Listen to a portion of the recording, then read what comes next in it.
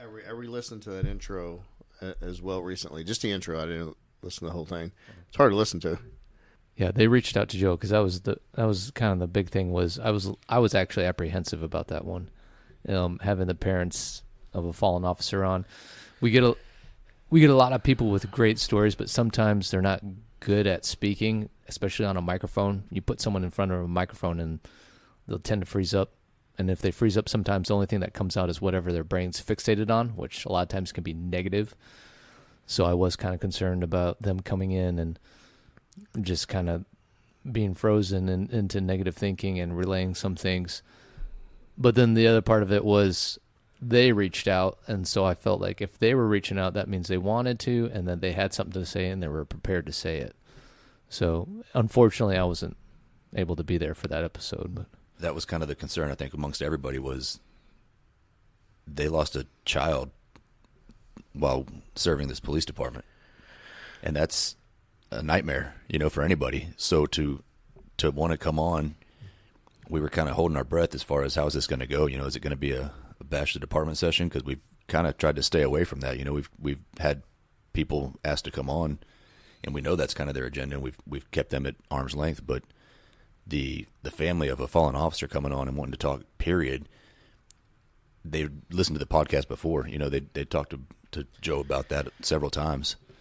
Yeah, So I remember exactly what it was whenever Tim reached out. He messaged me on Facebook Messenger because we didn't have each other's phone numbers at that point. Chris and I were out at a restaurant, and all of a sudden it was a lunch, and I get a message and it says, "I'm Tim Penton, the father of Mitchell Penton."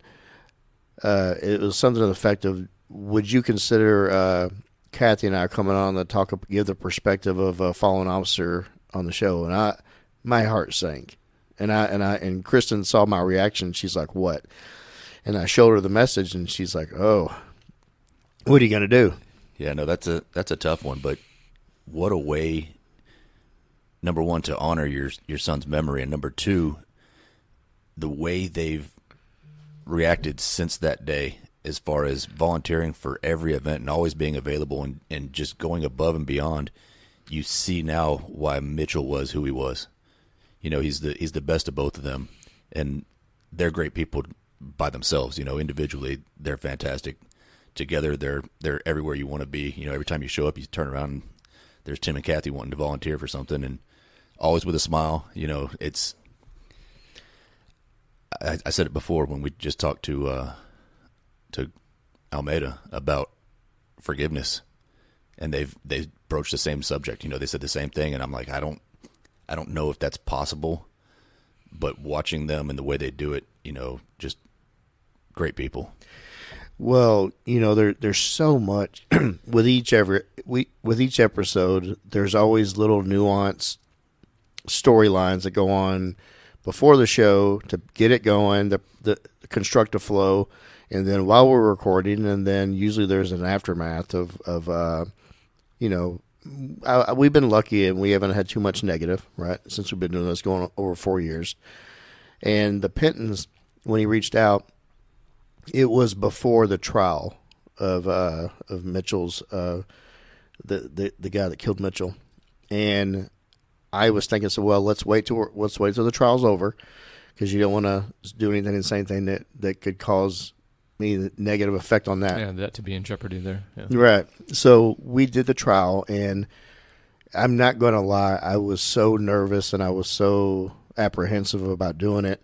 And then I listened to Kathy's impact statement speech at the trial, and Kristen actually went and sat in. I didn't know that. Yes. Wow. Oh man, and I was, being a parent, I was just sad. I mean, I was sad for the loss, and selfishly, people want to come on, and some people, we talk about their worst days and about their worst moments in their life and their career, and it's emotional sitting here, and to kind of selfishly save myself from going through that emotion and absorbing all that energy from them, which happened, by the way. You were there, Kent. Mm-hmm. It's rough. It's very rough to do. So I the night before that episode, I don't think I slept much, just anticipating sitting with them. We met, and they're very sweet. and there was interesting crew there. There was a lot of people in the room that day. There was. Who else was in there? Well, Garrett, Yeah, his Garrett brother, was there. Garrett was there. He didn't speak. Kristen was there, my wife. She was there. She wanted just to be there. I think more to kind of support me because she knows that I was struggling with doing the episode, and also she sat in on the trial, and she kind of had a connection with that, so she wanted to be a part of it. Yeah.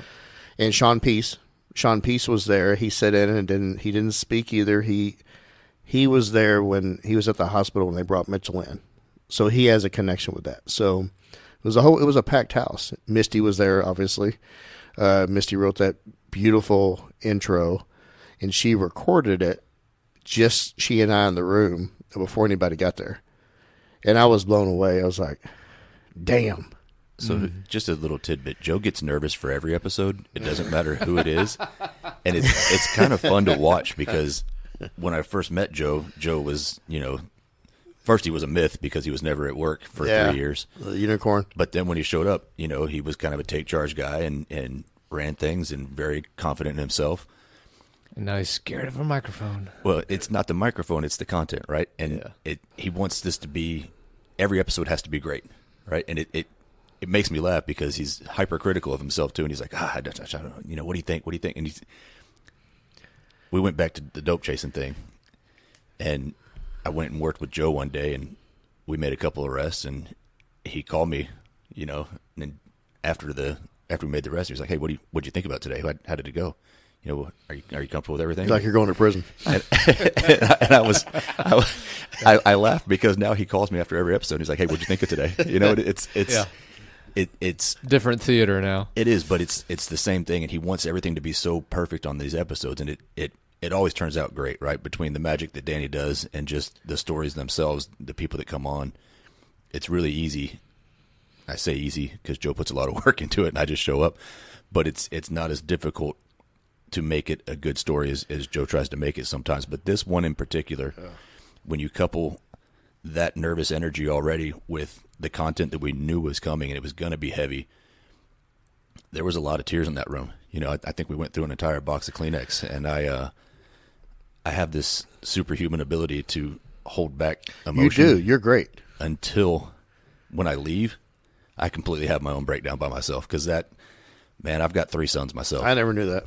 I've got 3 sons myself, and thinking about, like, I can't stand them being sick, like you want to help them when they have a cold, and you're like, I can't do anything, just here, take this medicine, I hope you feel better. And I get really frustrated, and I take it out on them sometimes for that stuff. But watching them go through the emotions that they went through and trying to hold all that back, man, that was a tough day. And I remember Joe calls me afterwards, "What'd you think?" And I was like, "Man, that was a lot. That was heavy." That was a whole lot. And so Danny had no idea. So Danny didn't hear it until you edited it. You did all the edits. What was interesting was I could not listen to it when I edited it. You hear stuff, but I wasn't actually going to like hit play and start listening and start editing. So I did the little bit of cleanup, put the music into it, and I couldn't listen to it. And I still remember we released it, and I still hadn't listened to it. Maybe I gave it a day. And I remember I went for a run one morning, and I'm like, all right, I'm going to do this. I'm going to listen to it. And I was apprehensive about even listening to it. Like, how will this be? How will it come across? How rough is it? And I remember I hit the halfway point on my run when the episode finished, and I just stopped. And I got on the phone, and I text those 2. I asked you for their numbers, and I text those 2. Yeah. And then I turned around and ran back the way I came in silence and just thought about that episode. Yeah, it hit me. No, I remember that. And, for the listener, that the episode's 2 hours long, and if it tells you that's halfway through Danny's run, that tells you how long this man goes out and runs. Yeah. Jerk. So, showing off. Anyway, but yeah, that sitting, man, that was a rough one, being face-to-face, because I talk about this all the time. Whenever you're sitting next to somebody or across from them, you're looking in their eyes, and that's why I like doing the shows in person. I don't like the Zoom ones or the Teams interviews, because you absorb the energy, but you kind of take a little bit off of them by your reaction and you guiding them through a story. And that's what we did with Tim and Kathy. But I have to say with Tim and Kathy, they played off each other so well. If you remember, there were some points where Tim got choked up, and she jumped in, kind of tag team the piece of the story without even me directing. And when she got choked up, he jumped in to pick her up. I thought that was really cool to see. You remember that? Yeah. No. Yeah. And they're just a fantastic team together anyway. Like everywhere you see them, they're together and they're working together and, yeah, getting to know them a little bit more. They have their banter like everybody else does. They go back and forth, and Tim wants more tattoos and Kathy hates it. And yeah, I lived that life myself. My wife is like, don't get any more. Don't get another one. I'm doing it. Eventually, don't listen to this. She doesn't anyway. It's crazy. She don't. That's funny. Yeah. Maybe one day she'll listen. I got to force her into it sometimes. And another privilege that came out of that was obviously we got to do that for them, but I think the ATO wasn't just an entity that they were wanting to participate with and help out anymore. There's people here that they knew now after that interview, and so there is a relationship there, and they're now very good friends. So they are, and one thing about them is they, like you said, Kent, they show up to every ATO event to participate and volunteer. They do probably more events than I do. Yeah, and they reach out to us after all the episodes and comment on them and give feedback, which is coming from them. I mean, it means the world to me, and I don't know if they know that, but it really does. Yeah, great family. Yeah, sweet family, and I'm very honored that we're able to tell Mitchell's story and tell their story of what happened and how they struggle with it to this day, and Mitchell Penton will always be remembered on this show, and in the city of Dallas, and the time he served here, and as long as his parents are still breathing, they're going to make sure that their son is honored and never forgotten. I don't remember who it was that made the comment that he would show up at a site and didn't care what he was asked to do. That's what he was going to go do, or volunteer to just tell me where you need me. He didn't care. There was no agenda. And I thought that was cool to hear. He obviously wasn't going to tell us that. So to hear someone say that about your child, it's pretty humbling.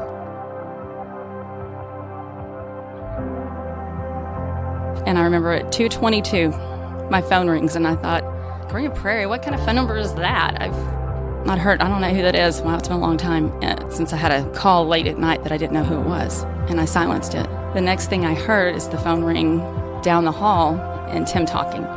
And then the next thing I remember is him walking back down the hall and telling me to get up. There's been an accident. Mitchell's hurt. I felt for his wife, because the person that is her husband who went to work that night is not the same person who came home. But it's exactly the way God planned it to be. He ran back to Mitchell and was able to hold Mitchell and pray over him. That's where he was supposed to be. I hate that for Connor, because that's his. He can't get rid of that. But Mitchell would have been thrilled that Connor was there and could pray over him.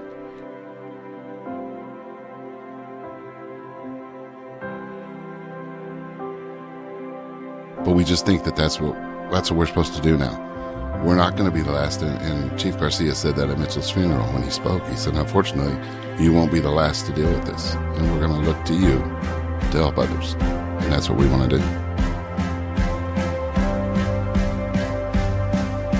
You're listening to the ATO Bridging the Divide podcast, brought to you by the Assist the Officer Foundation.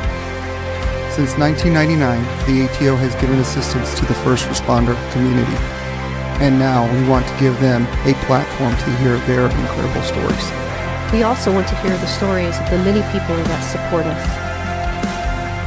Our community is small, but it is strong. We have differences. We don't always agree, and we all make mistakes. But together we can grow, we can heal, And we can learn from those mistakes.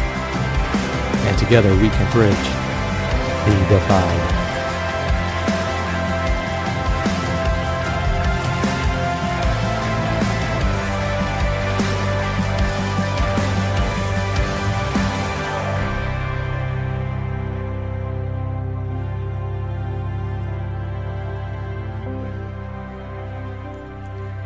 Welcome, ATO listeners.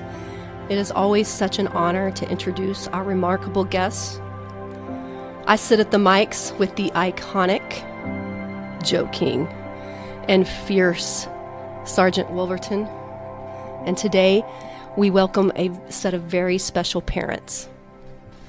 So take a moment and consider this powerful, majestic phrase, the ultimate sacrifice. Mitchell Aaron Penton, badge 11654, end of watch, February 13th, 2021. He was 27 years old. We pause to remember. We offer solemn tribute. And we thank him for his willingness to preserve peace. And we know our entire way of life depends on the rule of law. We honor the servants who pay this sacrifice. But in this moment, I ask you, listeners, to crawl in the shadows of passing time and examine who is ultimately suffering this unjust hardship, the loved ones. This podcast is grasping the moment to speak powerfully to our loyal listeners, asking you to listen to the honesty in these parents' voices, painting a portrait of self-surrender. Recognize their astounding, heroic effort to seek unity within the first responders.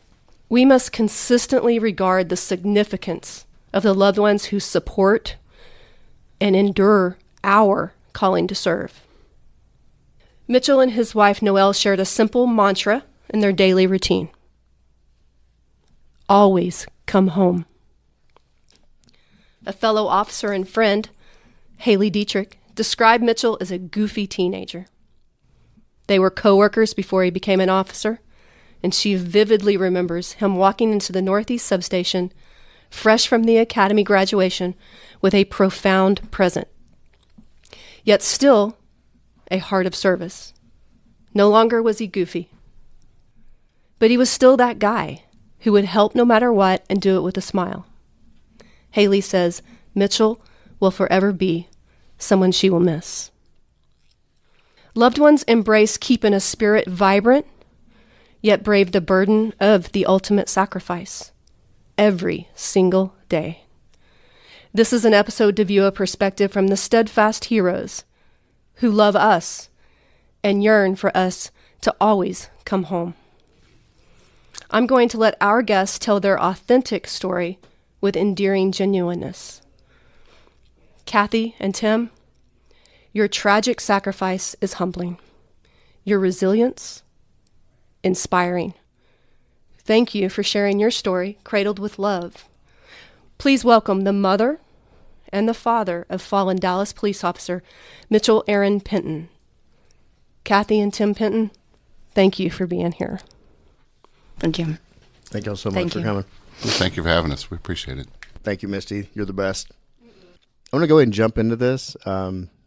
This is the first time we've ever met in person. We've been chatting back and forth for going on a couple months now, it seems. Back in April, you reached out to me, and I remember exactly where I was when you messaged me. I was with Kristen. I see a message, and I knew who you were, but you messaged me and said, I'm the father of Mitchell, and what do you think about the parents of a fallen Dallas officer come on to give their perspective? And I kind of slouched, and I was at a restaurant, and I kind of sank in the booth. And Kristen's like, what? And I showed her the message, and she's like, oh. You know, I was never going to say that was a bad idea, but also, and Kathy, we're going to get into this about the misconceptions of survivors and of reaching out. And I said that I would never have asked, and I really wouldn't reach out, because we have people on here often to talk about their worst day of their life, and sometimes there are many worst. They have a lot of worst days and terrible days, and recover. Survivors of tragedy, I struggle with. I'm glad you're here. I think the message is going to be extremely important for everything Missy just talked about, and I know a lot of people. It's probably going to be therapeutic for them to hear this, including y'all. Definitely. So. All right. I want to ask, Tim, what prompted you to send that message, and what, at the time, what did you want to get off your chest, and why did you think this message is important to get out there? Well, I really like what y'all do. It's built around mental wellness, mental health. And that's something we dealt with too. You know, I'm a typical man. I don't need to go to counseling. I don't need, I can do this on my own. I got to that point where I couldn't. You think just because you wake up tomorrow, it's going to be better. But it's the same day every day. So to be able to tell his story and to be able to help others, I think that needs to be our goal. We've committed to doing things for DPD. We've committed to doing things for other parents. I mean, we have a relationship with the Arianos. Yep. We have a really good relationship with them. We'll see them next week at their Run for the Blue. But we just think that that's what we're supposed to do now. We're not going to be the last. And Chief Garcia said that at Mitchell's funeral when he spoke. He said, unfortunately, you won't be the last to deal with this. And we're going to look to you to help others. And that's what we want to do. It's an act of service, is paying it, certainly paying it forward. Mitchell signed up for to be in service, and now you are going to continue it. Definitely. No, sadly, we see it seems like every other day there's somebody somewhere in the country going through the same thing, and I commend y'all for doing this and doing this for others. It's kind of like when you get a new car. If it's red, you drive down the highway and every car you see is a red car. So when we became members of that club, it became glaringly obvious. You don't realize how much it happens when you don't live in it. But now you're every day. I mean, it's somewhere every day, and it's horrible. So maybe we can help just one person somewhere, and that's our objective.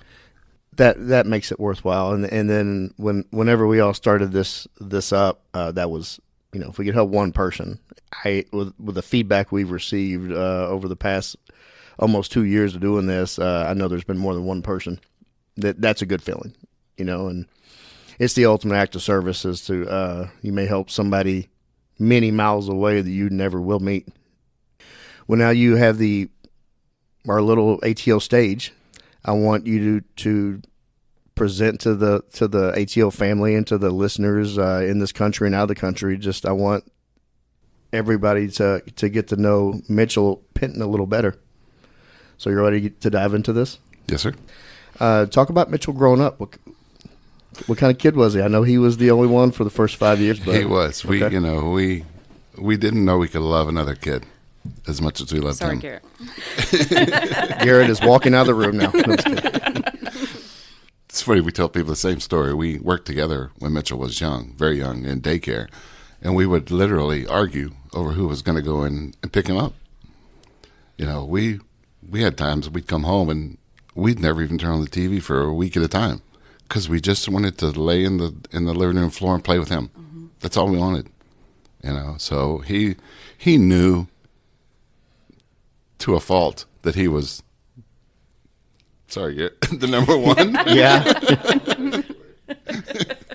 And he appreciated it. He didn't really take advantage of it. And it was the same way. He was his only grandchild, the only nephew, the only son. Yeah. And for 5 years. And he was like, it's all about me. But it didn't stop him from loving Garrett when Garrett came around. He didn't push him away because, you're taking my attention. He welcomed Garrett, loved Garrett. We have pictures of him laying by Garrett, just smiling, just spoke to his character. He was just a good kid, Yeah, he didn't mind sharing the spotlight after 5 years and then with a sibling coming in. Totally, absolutely. Where did y'all live? We lived in Arlington, North Arlington at that time. Home of the Rangers. Yes, sir. Are you a Ranger fan? Absolutely. Or the whole family? We talk about going to the old ballpark right there off of 30 and watching Jeff Burrows for $5 in the bleacher seats. That's how far we go back. that was the Ruben Sierra days. Absolutely. And Julio Franco. Oh, absolutely. Yeah. Keeper of the Do you big remember gold. the picture of Mitch Williams? Of course. Wild Thing? Yeah. Oh, yeah. And my son's name is Mitchell. Mitchell. No, I've grew up here, and the Rangers. I was out at that old crappy ballpark too with the aluminum bleachers. Yes. That's fun. In July. Yeah. You almost become fused to the metal because you're burning. Yep. I've heard the term when it comes to Mitchell several times from several different people. Goofy kid. and he's playful and goofy and fun-loving. Can y'all kind of go more into that? I think he just enjoyed talking to everyone and playing, and definitely playing jokes on just about everybody in the house. Yeah, Joe, that's definitely from what I hear. Yeah, a little bit. But it didn't bother him to be in cowboy boots and shorts and a cowboy hat, and just, it didn't bother him to just be himself. I mean, if it was in college, the pictures I've seen, he was very confident in himself as who he was, and he didn't have to be anything for anybody but himself. So if he looked stupid doing something, he was doing it, you know. Well, honestly, because you can be stupid or goofy, but you know what? Somebody there is smiling. Mm-hmm. And that can mean a lot to that person, and also to you when you get it back. Because, yeah, you can be goofy, but there's some people take themselves too serious. But he knew what he was doing. Mm-hmm. He was playing, and he was doing it for, honestly, to entertain himself, but also others. There's nothing wrong with that. He didn't mind. He didn't really care what people thought.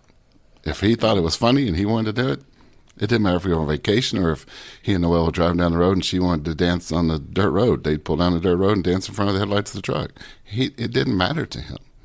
If that's something she wanted or something we wanted or his brother wanted, he was in. He didn't shy away from doing things that he wanted to do. So what I'm hearing is he had a core confidence. Absolutely. Definitely. And where does that come from? Being loved and having incredible parents. I like to think so. Yeah, absolutely. We've had a couple of conversations lately of how did we get to this point with 3 children that nobody ever got in trouble, nobody ever had Our a problem kids are with. good, man. I don't know how we did it. Naive they are did. good. Hey, there's nothing wrong with that. I'm lucky enough I have a 9-year-old, and y'all see me post all the time about her. I look at some of the other kids that are her same age in her class, and I'm like, I tell her, see, you're not to be that. You're not gonna be like that. And I got lucky. And Chris and I talk all the time about how sweet and I hope it stays that way, but how sweet of a kid Carmen is, and because you actually see other people and other kids, and it makes you appreciate that more. Absolutely. As a parent. Definitely. She's a country music fan, right? Definitely. Okay. Favorite artist or music? Probably Cody Johnson. Cody Johnson. Mm-hmm. Oh, really? Yeah. Cody Johnson. Garth. Chesney. Oh, Garth is back in our day. Yeah, that and was he was very much he was a guy who would listen to K-Plex before he listened to KSCS because he liked the old. yeah. Yeah. Very much so. But during soccer, it became a little bit of, he could Ludacris or anything else, right? Mm-hmm. Wow. that was just to get him. Yep. That was Lincoln the Park, locker room yep. to get the. Sorry. That is a wide spectrum. It was. Definitely. No George Strait? You like George? Oh, He yeah. would do some George. He liked the old. Yeah. As many of you know, that one of the songs we picked for his funeral was George. And the story behind that is Kathy and I went to Las Vegas to see George in concert. And he played that song, and we were like, oh, my gosh. I think she called or texted Mitchell while the song was playing and said, you need to go find this song on Spotify and listen to it. So he did, and he listened to it all the time. And that's when we were putting the funeral together, we were like, I think it's obvious. That's what we need to do. That's him. Haven't listened to it since. Can you tell the listeners what song that is? The Badge. Yeah. Actually, he was making a video, and he had it streaming up on I think it was before he came out, wasn't it? I'm not sure. But if you know of any first responders, law enforcement, send us the videos, and they were going to take snippets of it and make the video for it. And I was like, Mitchell, look. He goes, I'm still in the academy. No, George is amazing. We just got to see him last November. Oh, and nice. He's amazing. Yeah, we thought that was the last visit he was going to do, and we thought we were special, but he's actually coming back. I want to get into Mitchell's soccer career. How did that? Tell us about that. It's probably 4th grade.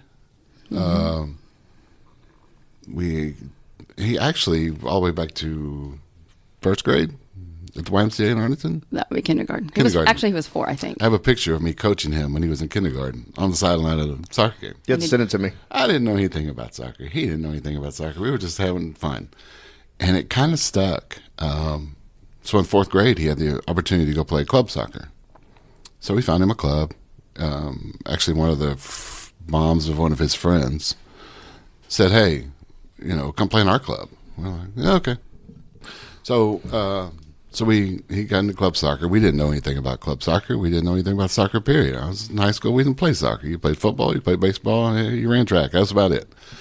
So we know the first thing about soccer. He decided he wanted to play. So we got him connected with his club soccer, and we met a coach, and that coach was a groomsman at his funeral, his wedding, and spoke at his funeral. So from the time he was in fourth grade till the time he graduated from high school, he played club soccer. What position? He was a goalkeeper. Oh, wow.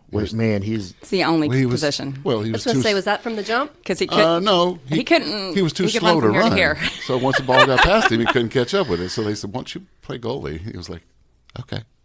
It didn't bother him to dive for that ball, Absolutely and he could loved stretch and dive. Always so. tall. Always tall, And yeah. long arm. Yeah, And his coach played for the sidekicks, and he was a goalie. So it was easy for him to groom him into that even better. So He just loved the game. I mean, he would get up at 6 a.m. on Sundays to watch EPL on ESPN or whoever was broadcasting it. The rest of us would be sleeping. I get up at 7 o'clock. I'm like, "Dude, what are you doing?" Hey, the soccer game was on, so got up to watch the game. what did he love most about it? I think the team bond, and that went all the way back to, especially in college. He still has, we still hear from some of his teammates, and I have a good friendship with his coach. They want us to come to a game next year. They want to, they put his jersey in the Hall of Fame and stuff like that. So just the bond is what he loved, and it showed. At his visitation, we saw people we hadn't seen in years, and they were all soccer related. Mm-hmm. You just don't know who you touch. Absolutely. Yeah, it's that there's that saying that you really see how many people care for you in your funeral. Absolutely. What kind of shows were he into? TV shows, movies? from a very young age, it was Walker, Texas Ranger, Chips. So I really feel when we say that he was watching that. Really? Chips. Well, I watched it too. Scooby-Doo. Man, Yeah. and so Shaggy. Yeah, the nickname. Why did he have the nickname Shaggy? Because Shaggy's tall And his hair. And his hair was yeah. hair. Yeah. His always had long, shaggy, curly hair. And I think between that and Scooby-Doo, it stuck. So between those two, Walker, Texas Ranger, and then Man, Law and Order. SVU, it was, his ringtone was, yeah, Dukes of Hazzard, definitely. Oh, yes. Yeah, Gosh, definitely. yeah. Dukes of Hazzard. So, any other nicknames that he have on Shaggy? I have a list here. That I put the list in. To be unpolitically correct, he was so thin. Okay. We called him Fat Boy. Yeah, that's it the just FB. stuck. It just FB. I don't even remember. Beyond the Call, I think is the name of the nonprofit. Came through Dallas on a motorcycle ride or something, and they asked me to sign a piece of paper of a picture of it. And I said, "Love you and miss you, FB." And the girl's like, "I got to know what FB means." I could tell that story, But he could put food away, but he never gained it. So it's kind of like the opposite. So Yeah. Fat Boy was his, and I think I actually had a street sign made in Canton, and he took it to college and it said Fat Boy. I didn't realize there was a motorcycle, but that's not where it came from. So, what kind of student was he in high school? And well, okay. Yeah, he made it through. He graduated. Let's Okay. just say that. All right. He graduated. He was more played- interested in soccer. He and had to play sports. soccer, so he Okay. passed everything. He was not a strong student, I would say. he was very much. Anyway, he's a rule follower. He would come. We'd go to a soccer game on Friday night. They played on Tuesdays or Fridays, and we'd go to Friday night. Then we'd go to dinner, and I'm like, "Dude, don't you want to go do something with your friends?" He's like, No. He says, "There's going to be alcohol at that party. If I get caught, I get suspended from the team, and I won't be able to play in college." Okay.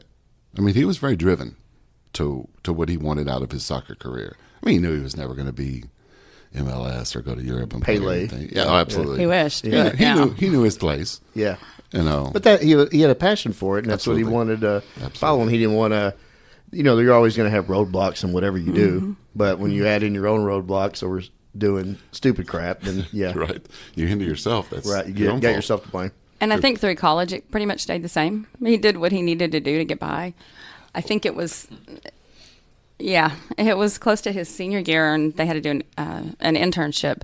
So he did his internship at a home that the kids had been taken from their parents, be it drugs or whatever reason. And so he went there and played with them, and that's when he came home and he's like, I think I want to be a lawyer. I want to be here for the kids and an advocate. And I'm like, that's a lot of money. That's a lot of studying, and that would be not a lot of money come back. Why don't you do a different kind of law so you can make some money? Then that can be your passion after the fact, because you're not going to make any money being a child advocate, I don't think, through the state.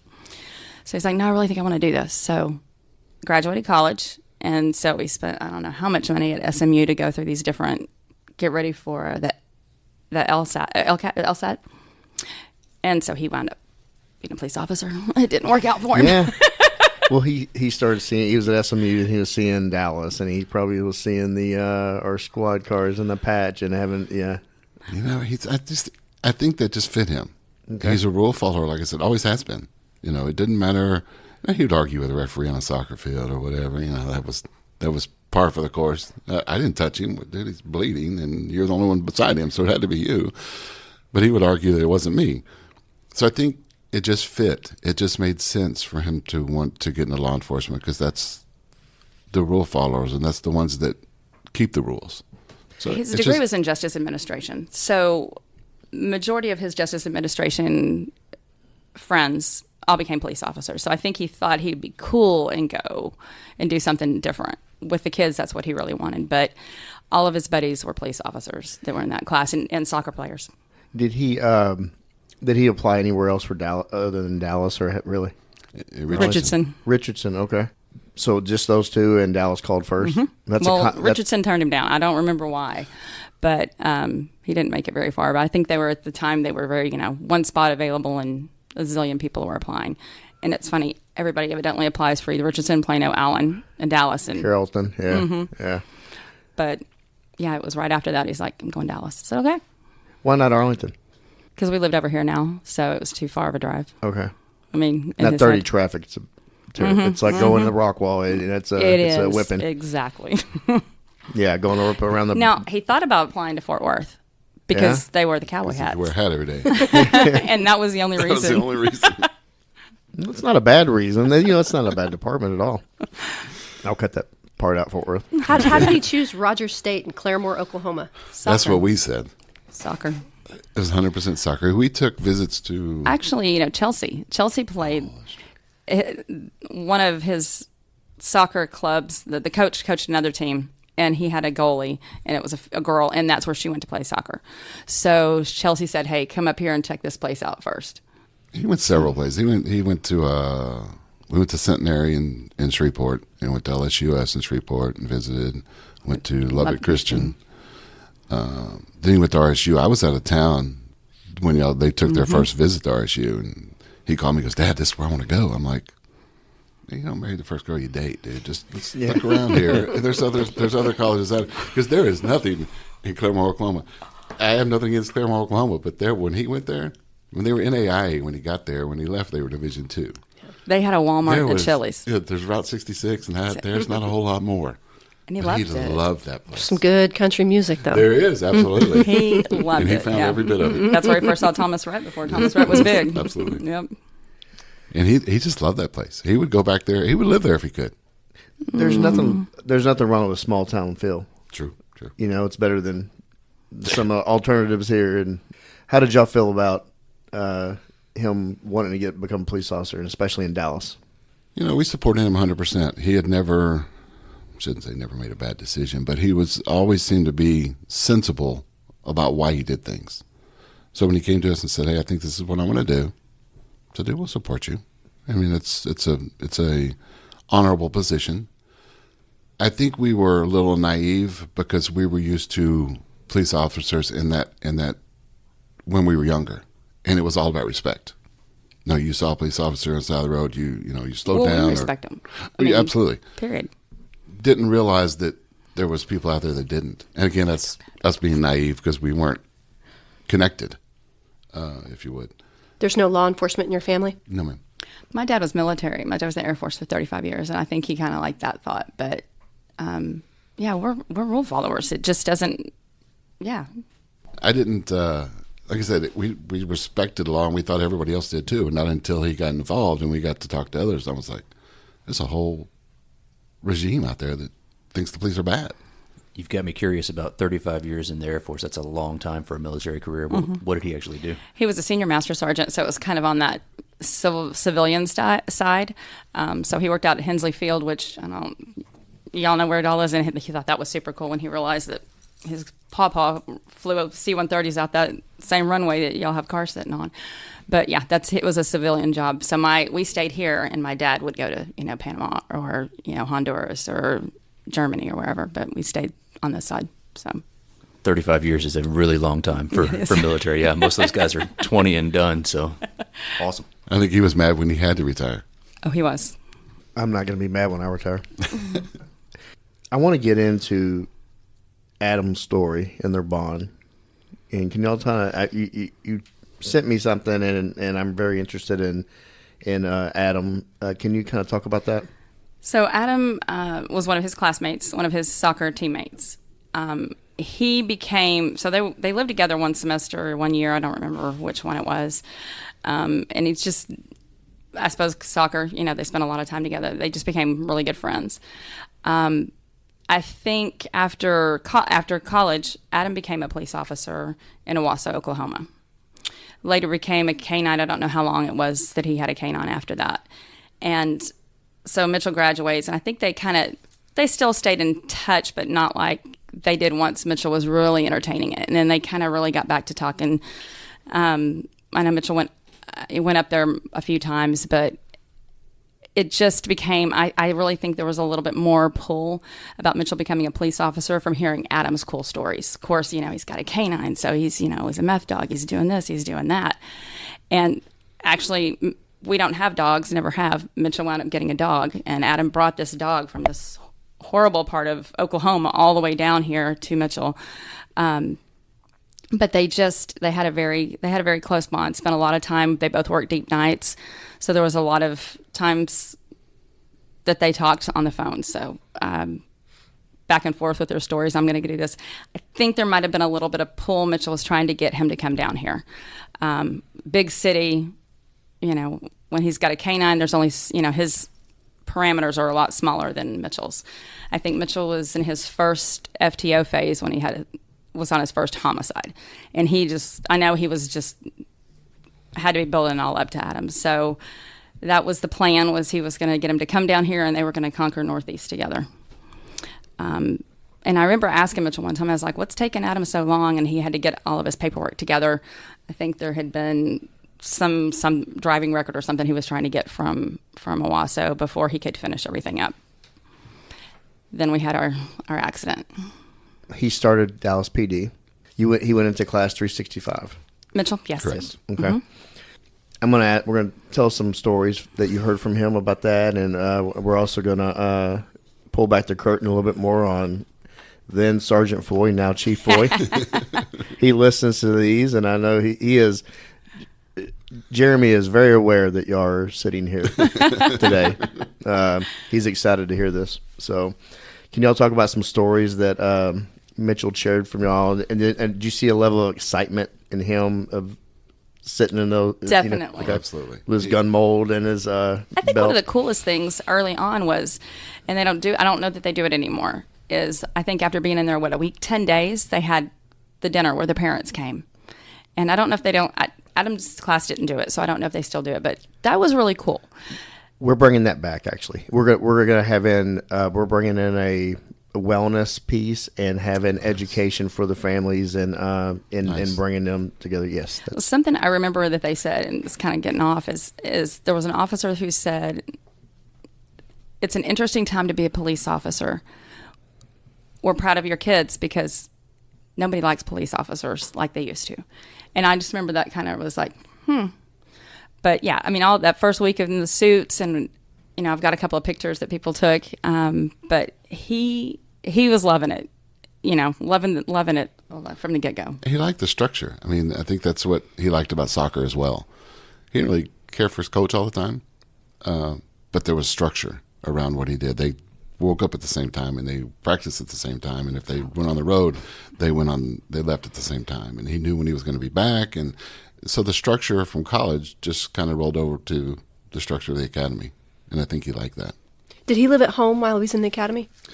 For a few months. I think his class started February. I think he moved April, May, moved out because he was like, man, this drive is ridiculous from, Redbird to Richardson, and just you can't get there anywhere quicker. I mean, so he had his first apartment by himself down there. Where at? I don't know. It's right by the library, so it's the same place that the chief of DeSoto PD lived at the time. So okay. I don't remember the area. I know it butts up to the DeSoto City Hall. Yeah. I know Sonic was between his apartment. And that's what mattered. And the academy. That's all that mattered. Because he could eat what he wanted. It didn't matter. Well, he's working out, too, at the academy. Yeah, he wore that uniform and realized he can get a soda for free. He's like, okay. There you go. You was already in shape. He's probably always been in shape.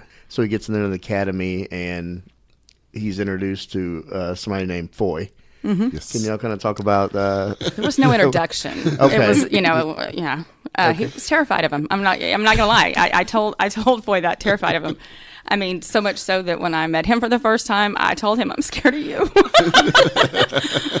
But yeah, those backdoor assists and drop, go, boom, and that's just like all the time.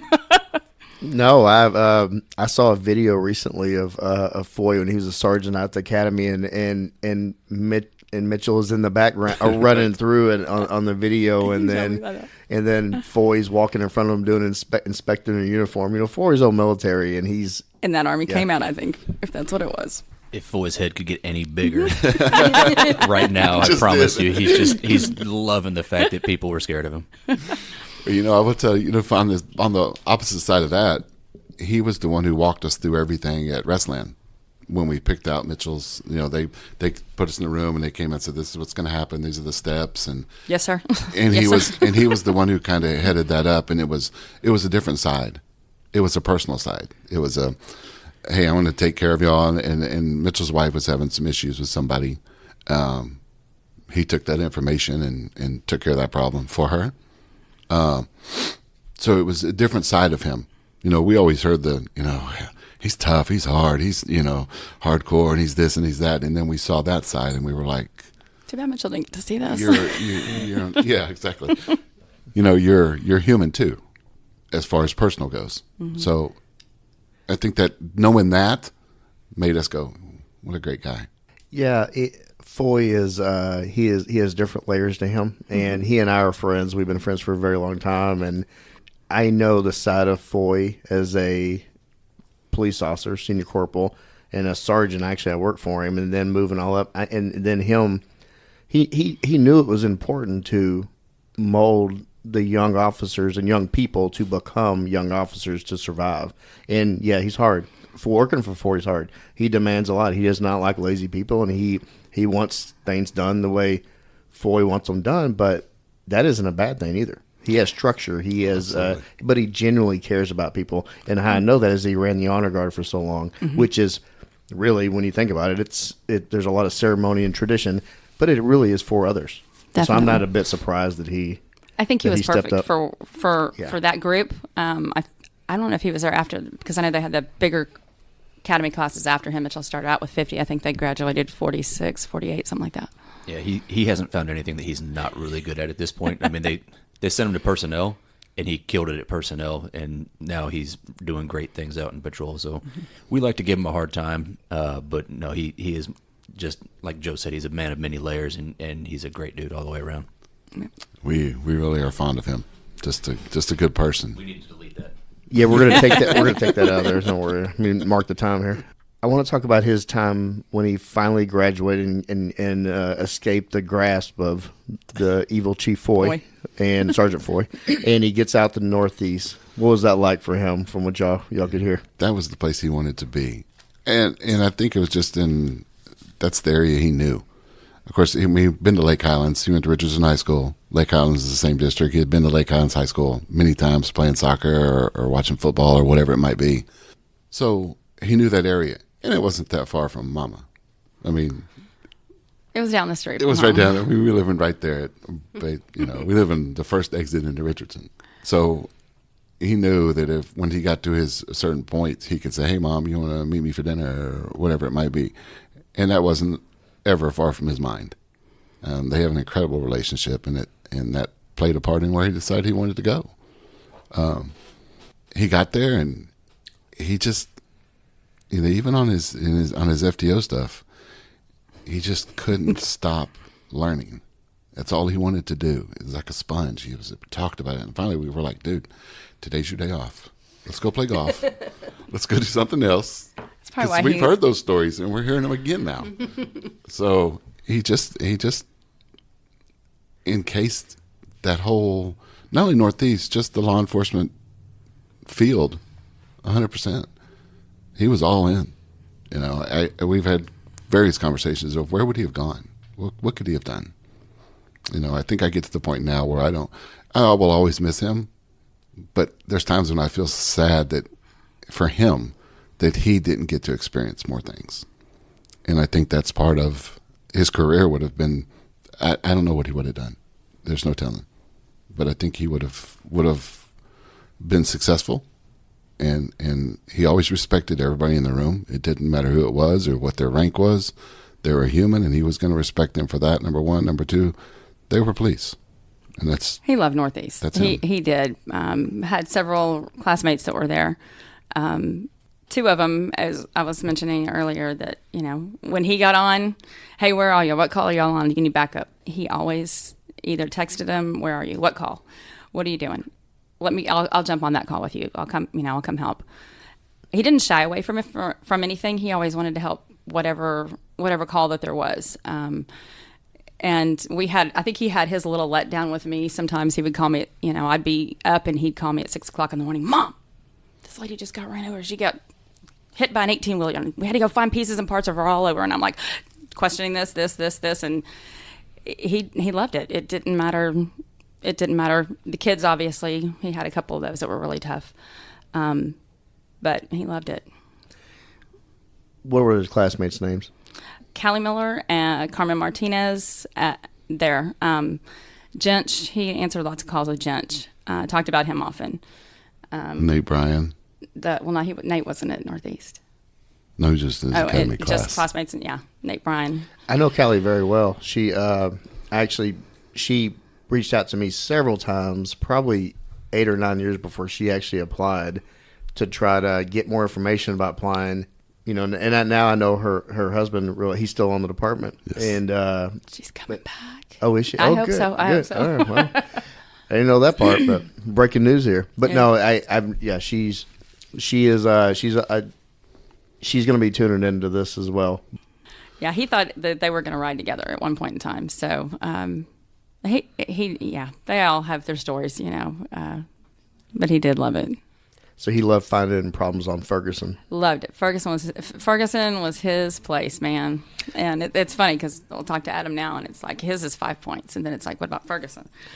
And man, there's a lot of problems there. There's a lot of problems all over. Yeah. Who pinned his badge on? His mama. And I think that just speaks to their relationship. Yeah. That was. My boys are mama's boys. Sorry. Yes, they are. How did that feel, putting that badge on? It was great. I remember laughing at him because I had my contacts in, and I was like, "Mitchell, I'm not going to be able to see this hole." And so I'm trying to talk to him the whole time through, going, "I cannot get the back there. I cannot get the back there. I cannot get the back." And they've got this lights on, so we're just laughing. Wished it could have been Chief Garcia. That's a whole story in itself, but he really liked him. We're going to get into that of some things later on that Chief said that you mentioned that I'm interested in hearing. Something I thought was interesting. I don't know if they said it to you. So we walked down, and there's command staff there, and I don't know who it was, and I wish I do. I wish I did, but an older gentleman shook my hand really strong and said, "Welcome to the family," and that stuck with me. I just thought, what a cool thing to say. So all the people's hands we shook, and that's the one thing I just remember that thing. God, that's cool. Does it still feel like family? More like family than it did that day, that's for sure. I think the sense of accomplishment for him is what we were most proud of. It's just you accomplished it. I mean, You made it through penal code. you made it through 9 months. You survived FOI. You mentioned him being a subpar student. So how are those tests every Monday?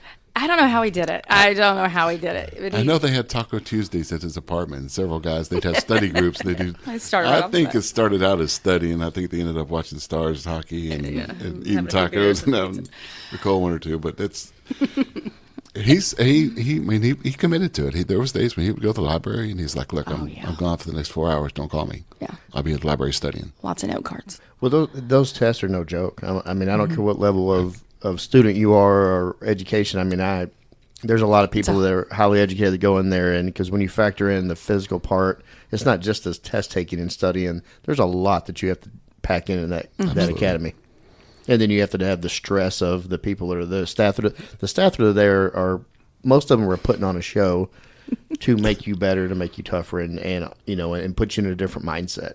But that you add that layer of stress in on top of studying, and then being fit, and then learning new things, and it's a lot. It is. He talked about he wasn't the best student. His first semester in college, he came home. I said, "Hey, how's your GPA?" He's like, I'm like, "Well, how's your GPA?" He's like, "I think it's like a 1.6. I'm like, "Oh, so you didn't go there? You went to play soccer. You didn't really go to school. I get where you're coming And from." it wasn't because he was out partying. They were playing FIFA, on the whatever. They weren't drinking. They were playing. So they had an apartment complex on school property that the athletes lived in. So they had 4 bedrooms, a full kitchen, full living room. So they'd pull all the couches and put them in one room, and then they just have a FIFA tournament. It was that's just what they did, or food fights, one or the other. So obviously he had asked his team. He came home in December, and I said, "How's soccer going to be?" It was good. They played from August till October was their calendar year. So he has lighter classes during the season and his heavier classes in the off season. But that GPA, I was like, dude, you're going to have to get a 4.0 the rest of your career just to get your GPA close to where you want to be. You want to go to law school, then that's a big player. I think he applied himself a lot harder when he wanted it. So he knew he had to do the penal code. He knew it was every Monday. So he made sure that he applied himself a lot harder on that. I want to describe a little bit to the northeast substation. We've talked about it before. We've had people on that have been there from a long time ago. The other God's country? The other God's country, yes. The great Matt Baines. Yes, the great Matt Baines. Northeast is probably a little different than when he was there. Now Baines is all old and he's in narcotics again. But sorry, Matt. Love you. It is a large area, and it's such a diverse area, and it's crime-ridden in several parts of it, but it is one of the busiest substations we have here, and they've got pages after pages. Sergeant Peace is sitting there. He's well aware of how busy they are. But it has a lot of young officers there. There are a lot of young officers on there. And on the watch that Mitchell worked, it was all young cats, right.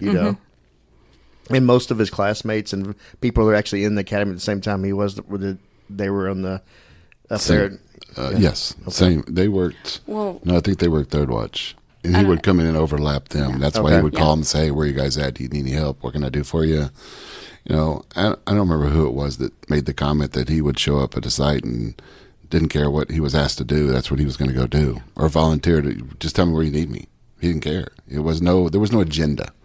And I thought that was cool to hear. He obviously wasn't going to tell us that. So to hear someone say that about your child, it's pretty humbling. It makes you proud. Absolutely. Very proud. So that night, I want, if y'all can, walk us through how that night looked for you.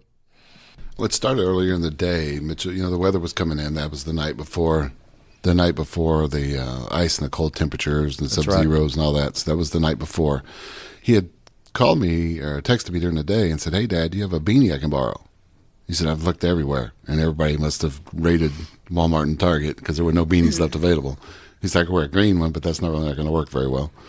I said, "Yeah, I have one. I'll just put it in the mail." He worked 1 a.m. to 9 a.m. I said, "I'll just put it in the mailbox, come by the house on the way to work and just pick it up." So Sydney was home, and it was that day before Valentine's Day. So we were cutting some flowers. She had come home, and I suppose it was close to 12:30, and I got ready to go to bed. I had a hand surgery, so I was sleeping on the couch up front so I could prop my hand up. And I looked at Mitchell's location, and I sent him a text. I'm like, dude, you're just like down the street. You should have knocked on the door when you came and got the beanie. And so he immediately called me. And so we talked for a little bit. We had plans to go as a family the next day to Texas Live for Jason Bolin and the Stragglers. So he's like, Mom, I'm not sure if we're going to be able to do this tomorrow. I'll let you know how the night goes on. The weather's going to get bad. Its streets might start to get slick. And one thing I think was funny is he said, why can't you talk louder? And I said, because I don't want it to go down the hall. I'm trying to be quiet. I don't want to wake up your dad. And he's like, okay. So he's like, okay, I'm going in the door. I'll call you in the morning. I said, okay, love you. And he was headed in, it was at the station. And so we all went to sleep. And I remember at 2:22, my phone rings. And I thought, Green Prairie, what kind of phone number is that? I've not heard, I don't know who that is. Wow, it's been a long time since I had a call late at night that I didn't know who it was. And I silenced it. The next thing I heard is the phone ring down the hall and Tim talking. And then the next thing I remember is him walking back down the hall and telling me to get up. There's been an accident. Mitchell's hurt. At that moment, I remember looking at my locations, and he was on 75, and I thought, And I had that feeling that they talk about, and I know he was waking up Sydney and Garrett.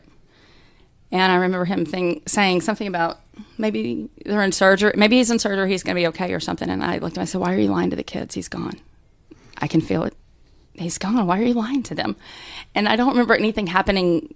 I must have gotten my glasses or put my contacts in. And he was on the phone. For what I remember, you were on the phone after that calling people. So I answered my phone. This is Sergeant. I don't remember his name. We've met him, but I don't remember what his name was. So they said, Sergeant so-and-so, Mitchell's been in an accident. Y'all need to come to Baylor downtown. I said, okay. I said, is it life or death? He said, yes.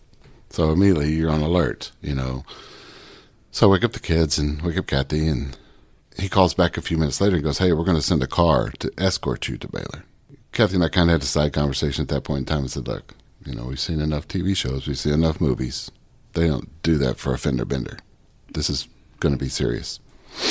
So Garrett and Sydney are both asking, is he alive? Is he alive? And I said, yeah, I think he's probably in surgery or whatever.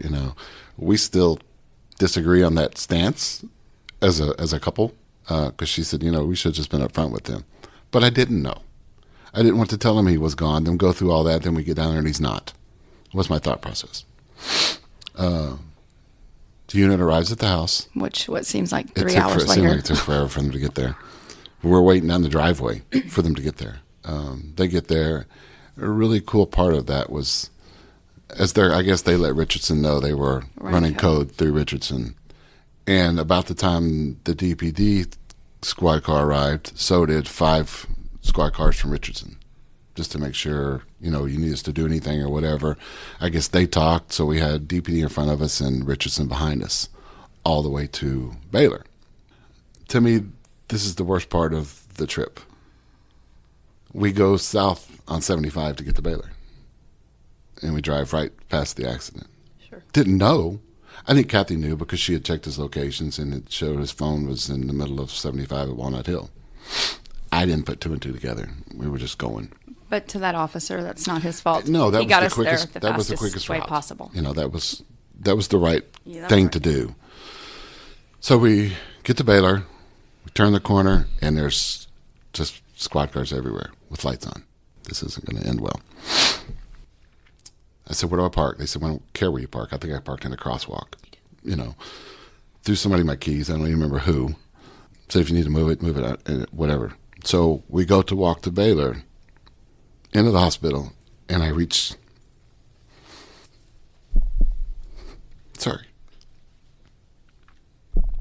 back to grab Kathy's hand to walk across the street together. And she said, I'm not going. She said, I'm not going because I know what's over there, and I don't want to go. And if I don't go, then it won't be. I said, we have to go. So I convinced her, kind of drug her across the street. We go in the entrance, and we stood there, and it seemed like forever. It was probably not more than 2 or 3 minutes. But nobody addressed us. Nobody asked us, can we help you, anything. But there was policemen everywhere. So we stand there, and Mama Bear gets a little shook up, and she finally goes, "Yeah, somebody needs to tell me what the F is going on." And I'm like, oh. That's just not what she says. That's not her character. Immediately, hey, who are you? And we told her, we come to this room. So we went to the room, and I think it's about the time we met you, Sean. And we talked, and Chief Garcia came in, trauma surgeon came in and said, "Hey, do you want to talk about whatever?" And I said, "No, his wife isn't here yet."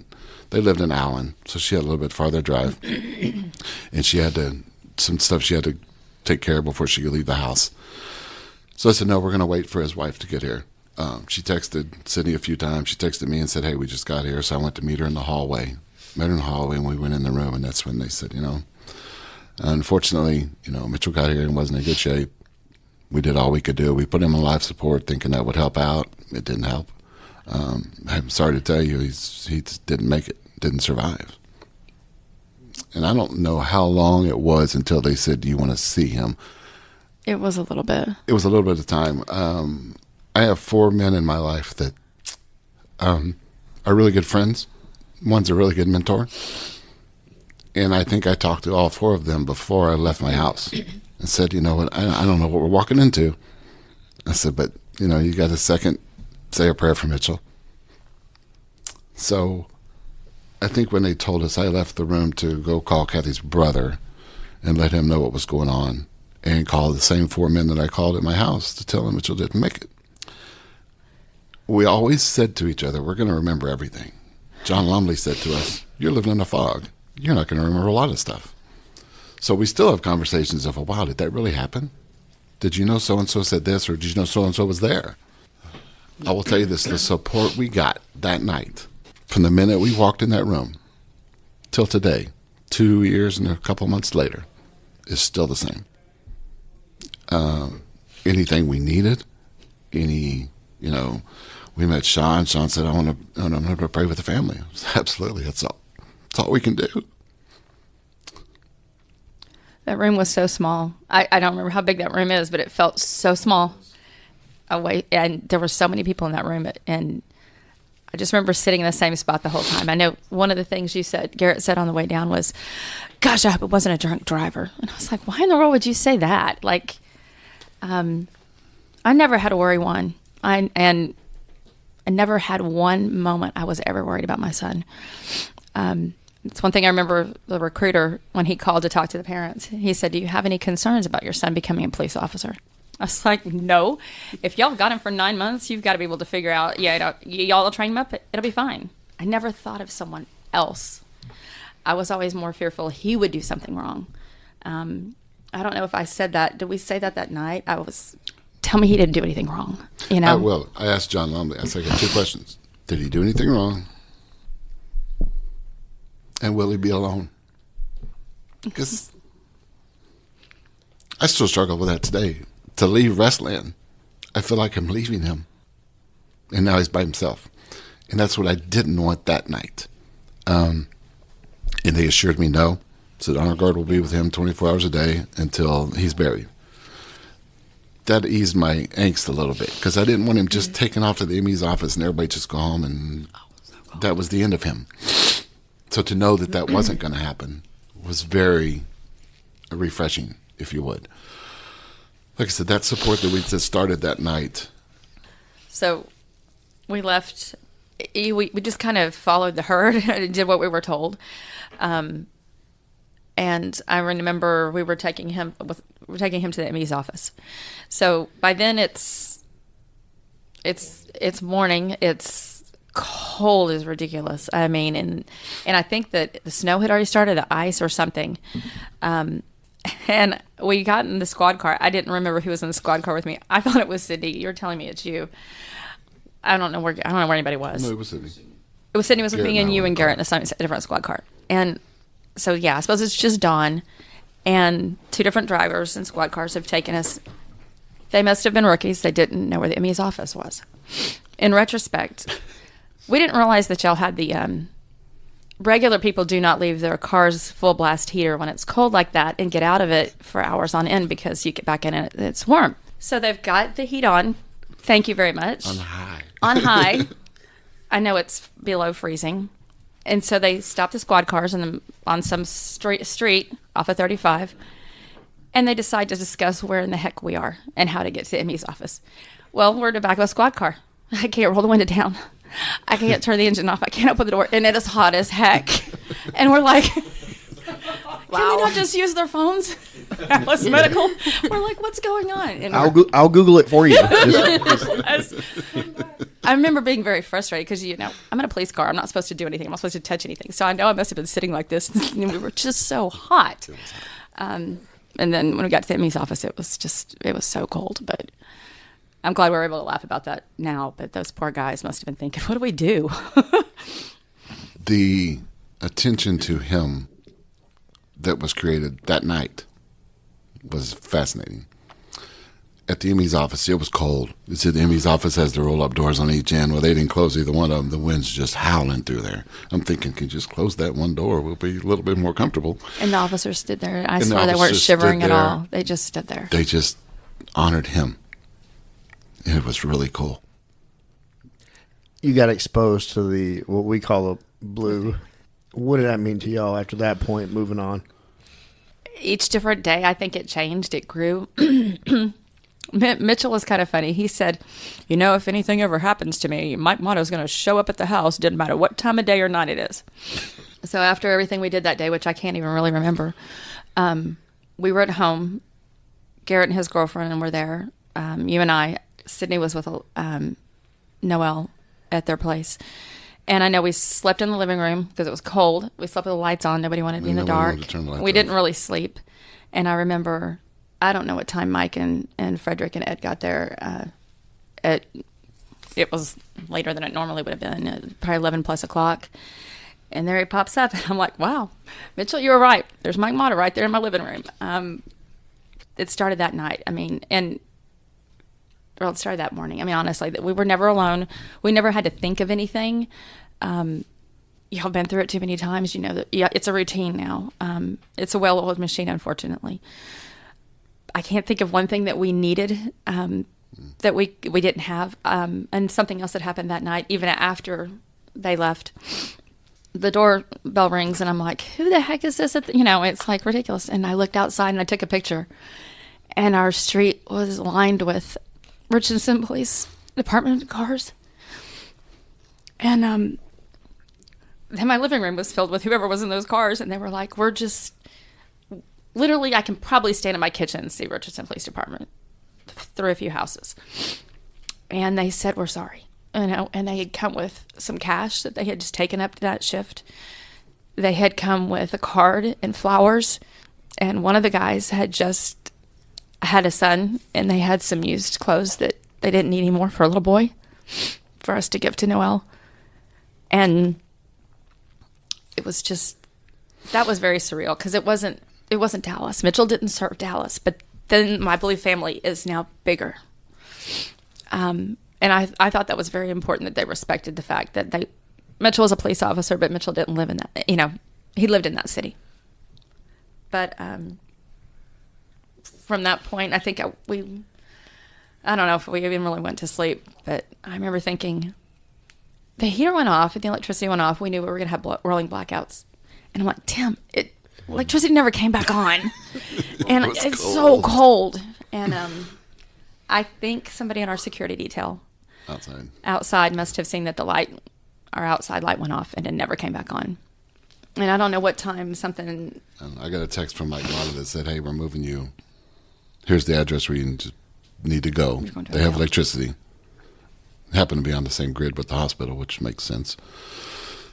So we went there we were there for a week.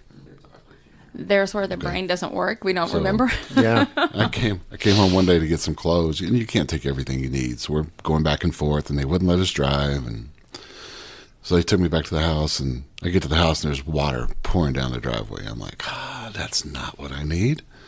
Luckily, it was a pipe out in the garage in the utility room, not inside the house. And I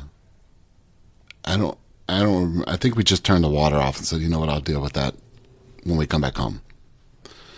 Little story to that was it called a plumber. Plumber came out and fixed it, and he saw something I saw a picture of Mitchell on the wall or something. He goes, "Was that your son?" I said, "It was."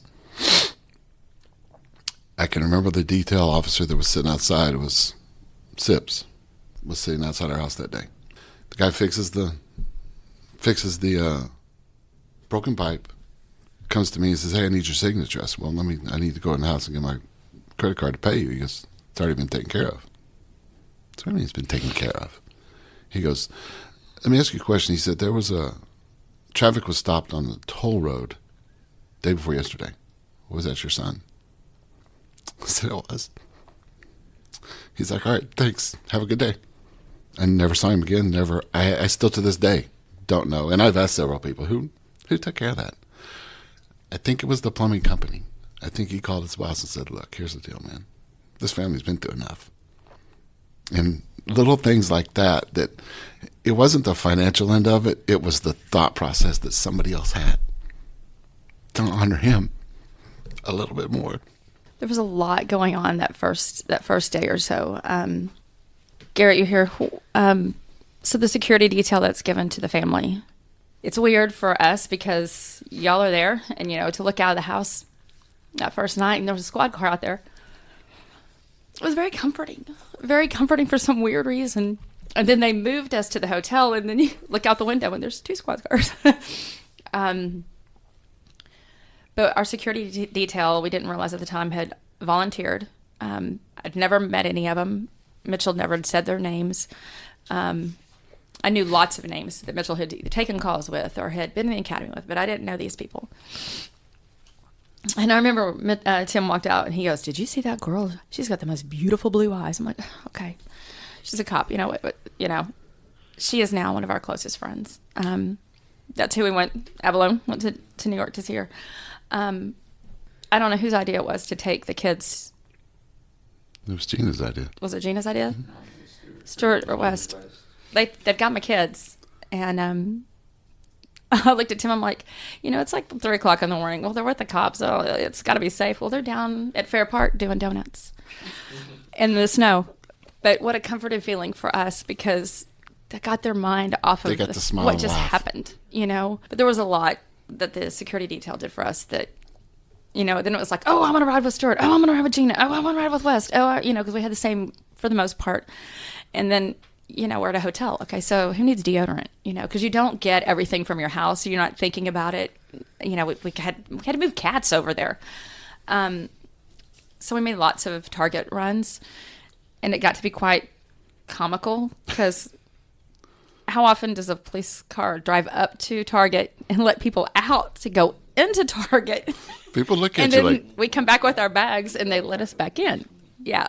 I willingly got in and out. And it was so helpful that it was a different person. Then we started to have conversations and stories. And Naz, was one of them. And he was a PSO before he became a police officer in Dallas in Richardson. So he wound up stopping and helping, another call from somebody he knew. It just was very comforting having them there.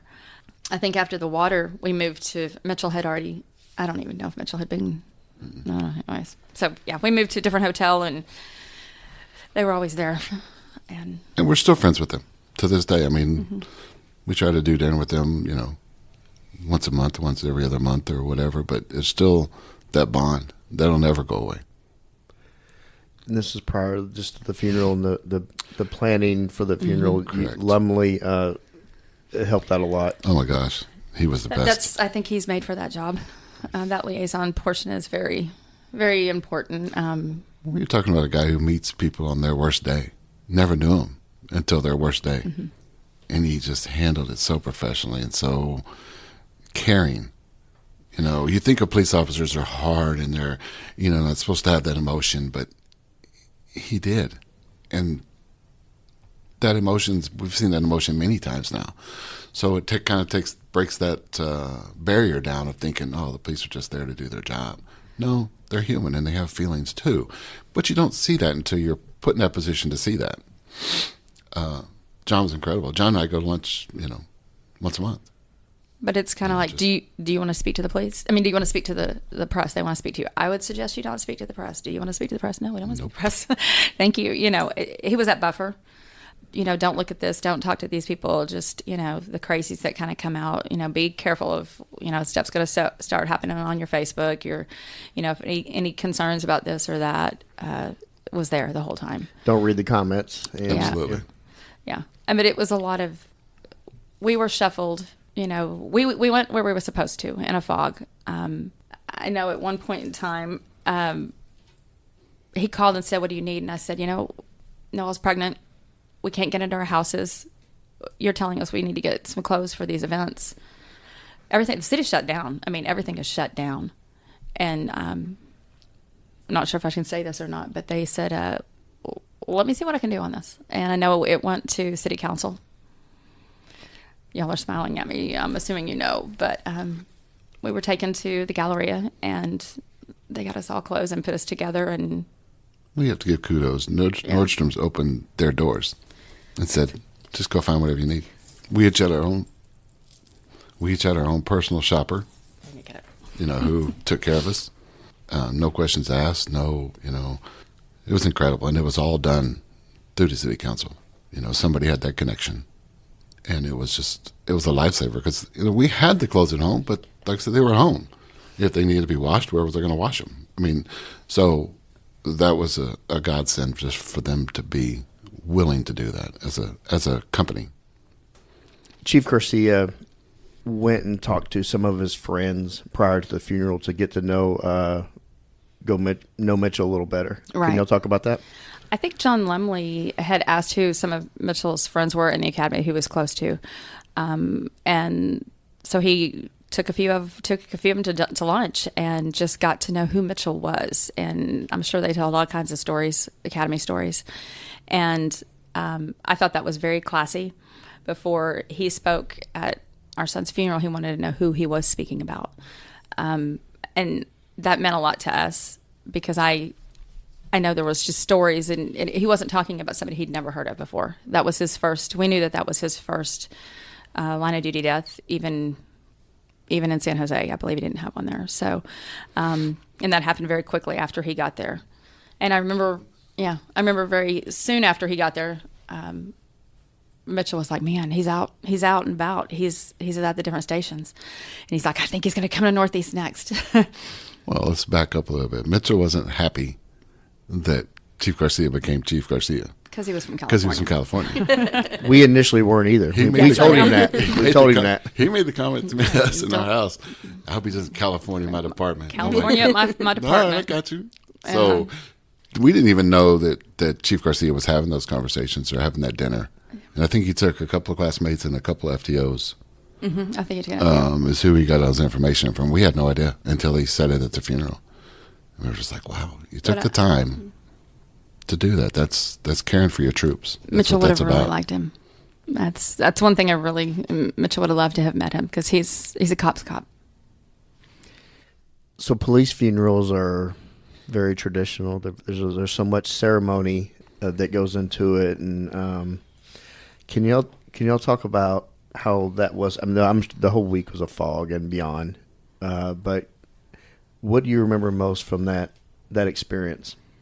I don't ever want to hear bagpipes again, ever.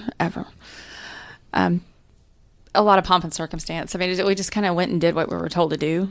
I think Mitchell would have been very humbled with the attention that was shown him.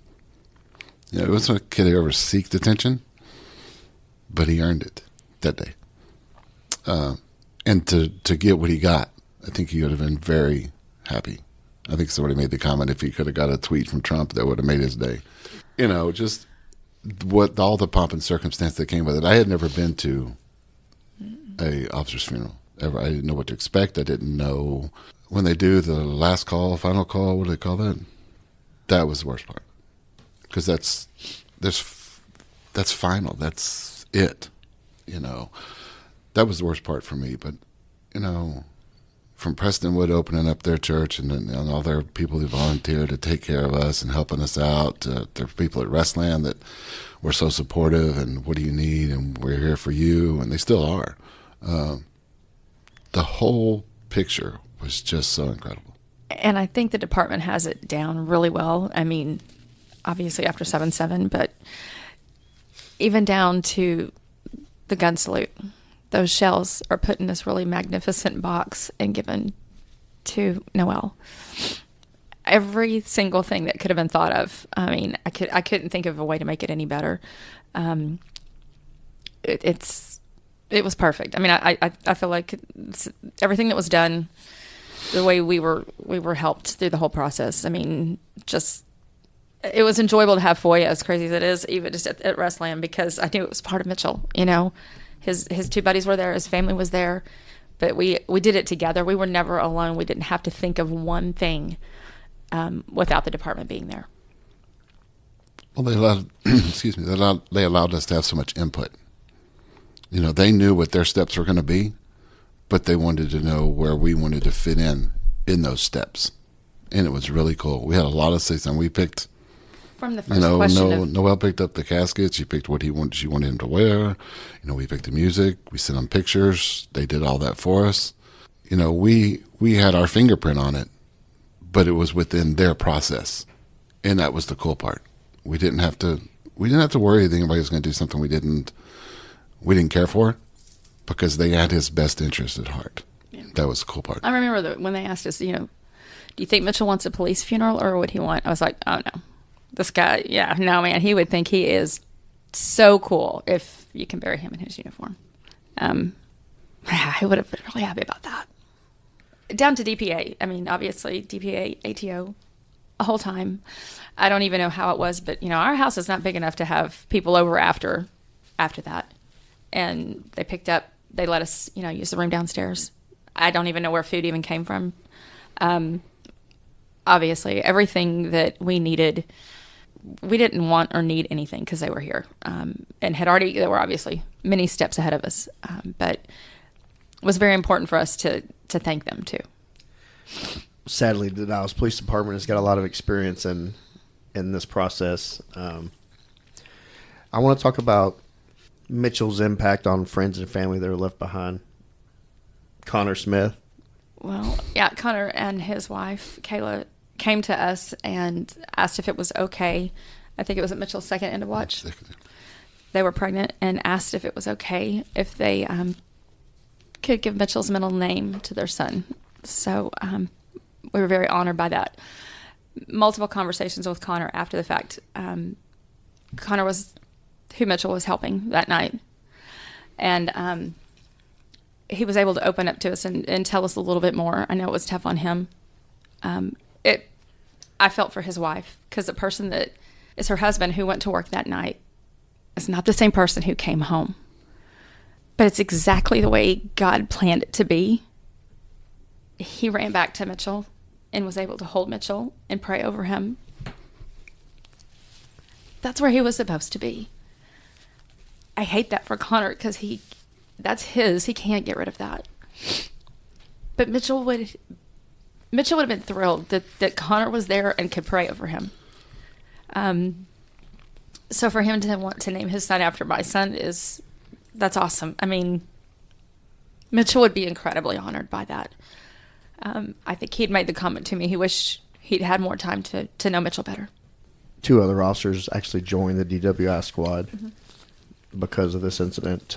Right. Richard Campos and Nate Bryan. Nate was a classmate in the academy, and he'd already had it down, the times down pretty good on DWIs, but it solidified it for him that's where he was going. And we often come upon holidays and I'm like, take one to lose for him, and he's like, I'll do it. So, and Richard, he had, he was there that night, obviously. So that affected him.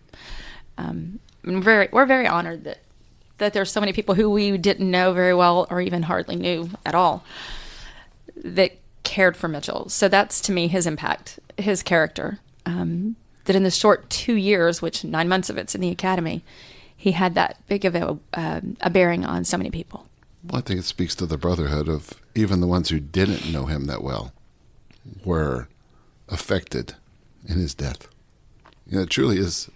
I think I put in a Facebook post not long after Mitchell died, that we knew this was a big brotherhood, and we knew it was a strong brotherhood, but we had no idea how incredibly tight that community is. We still have people reach out to us that I have no idea who they are. I worked a traffic accident on the highway with Mitchell, and he was such a good kid. And that's all they say. We get so many stories and so many little messages from people that really didn't know him. That was just who he helped on an accident that night. They weren't lifelong friends. They didn't go through the academy together. But I think the respect that all of the officers have for each other became glaringly obvious to us and the people that didn't know him but were still affected by his death. And it doesn't matter what department or what state. Absolutely. Absolutely.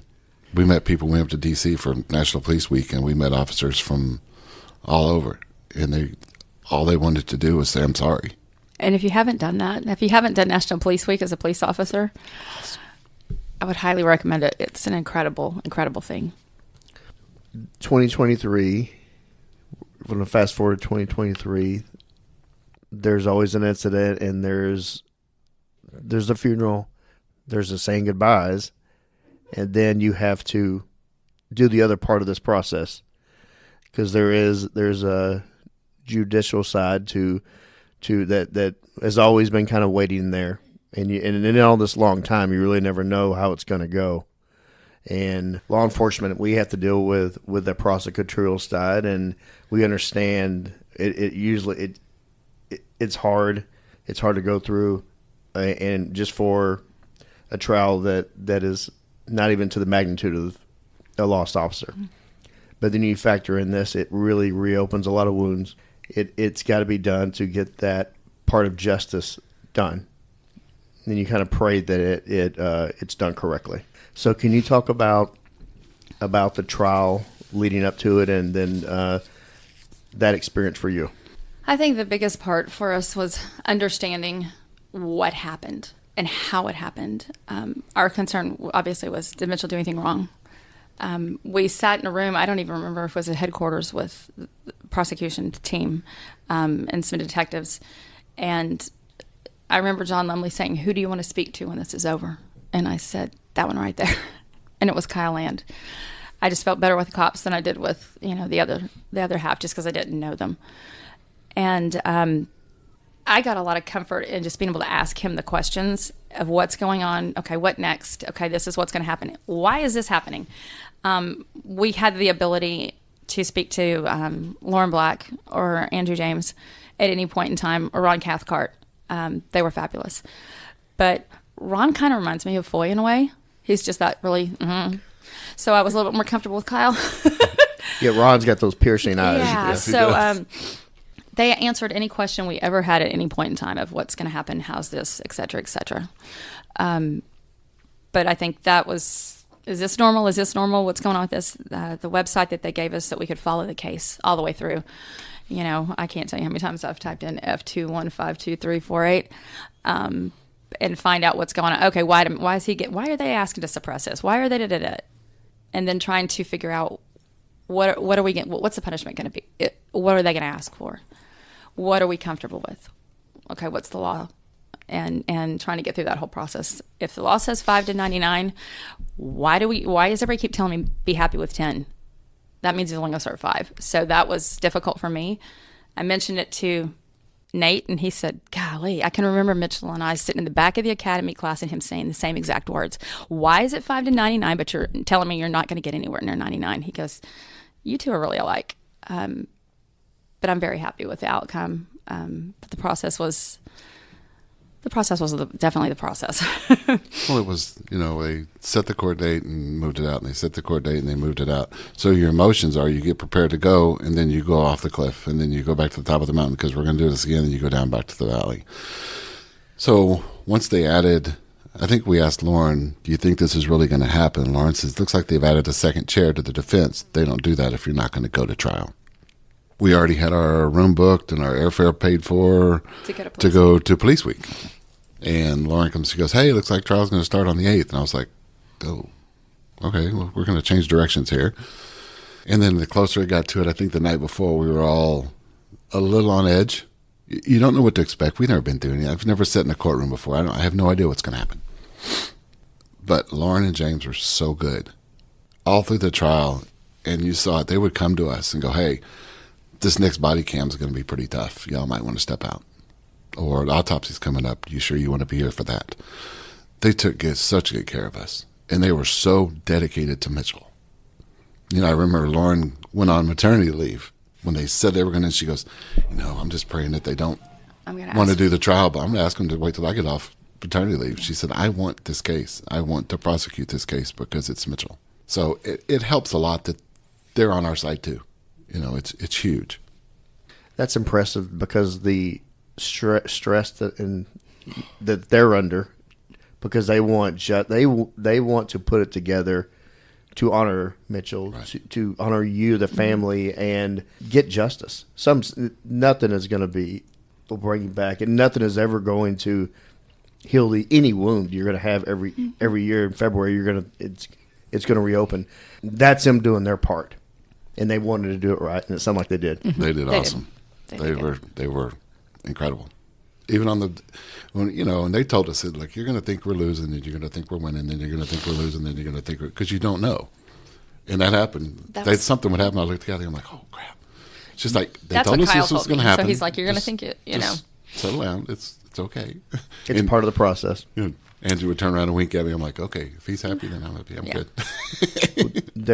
You and I were messaging on Facebook Messenger, yes, and during that, and I remember you. After the first couple of days, you were a little concerned. I could read that in your text, and I was, it got me a little concerned. But also, I know the smoke and mirror acts that are put in the courtroom. True, and Kathy got a little irritated at the defense, and I had to remind her that's her job.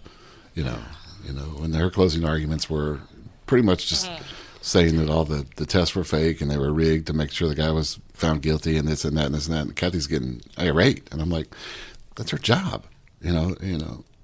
So in the back of my mind, I always said to me, the blood is the blood is the blood. You can't change that. It is what it is. He was drunk. I mean, the blood work says it. I don't care what he says. Unfortunately, he was his worst known enemy because he couldn't shut up. But very pleased with the outcome.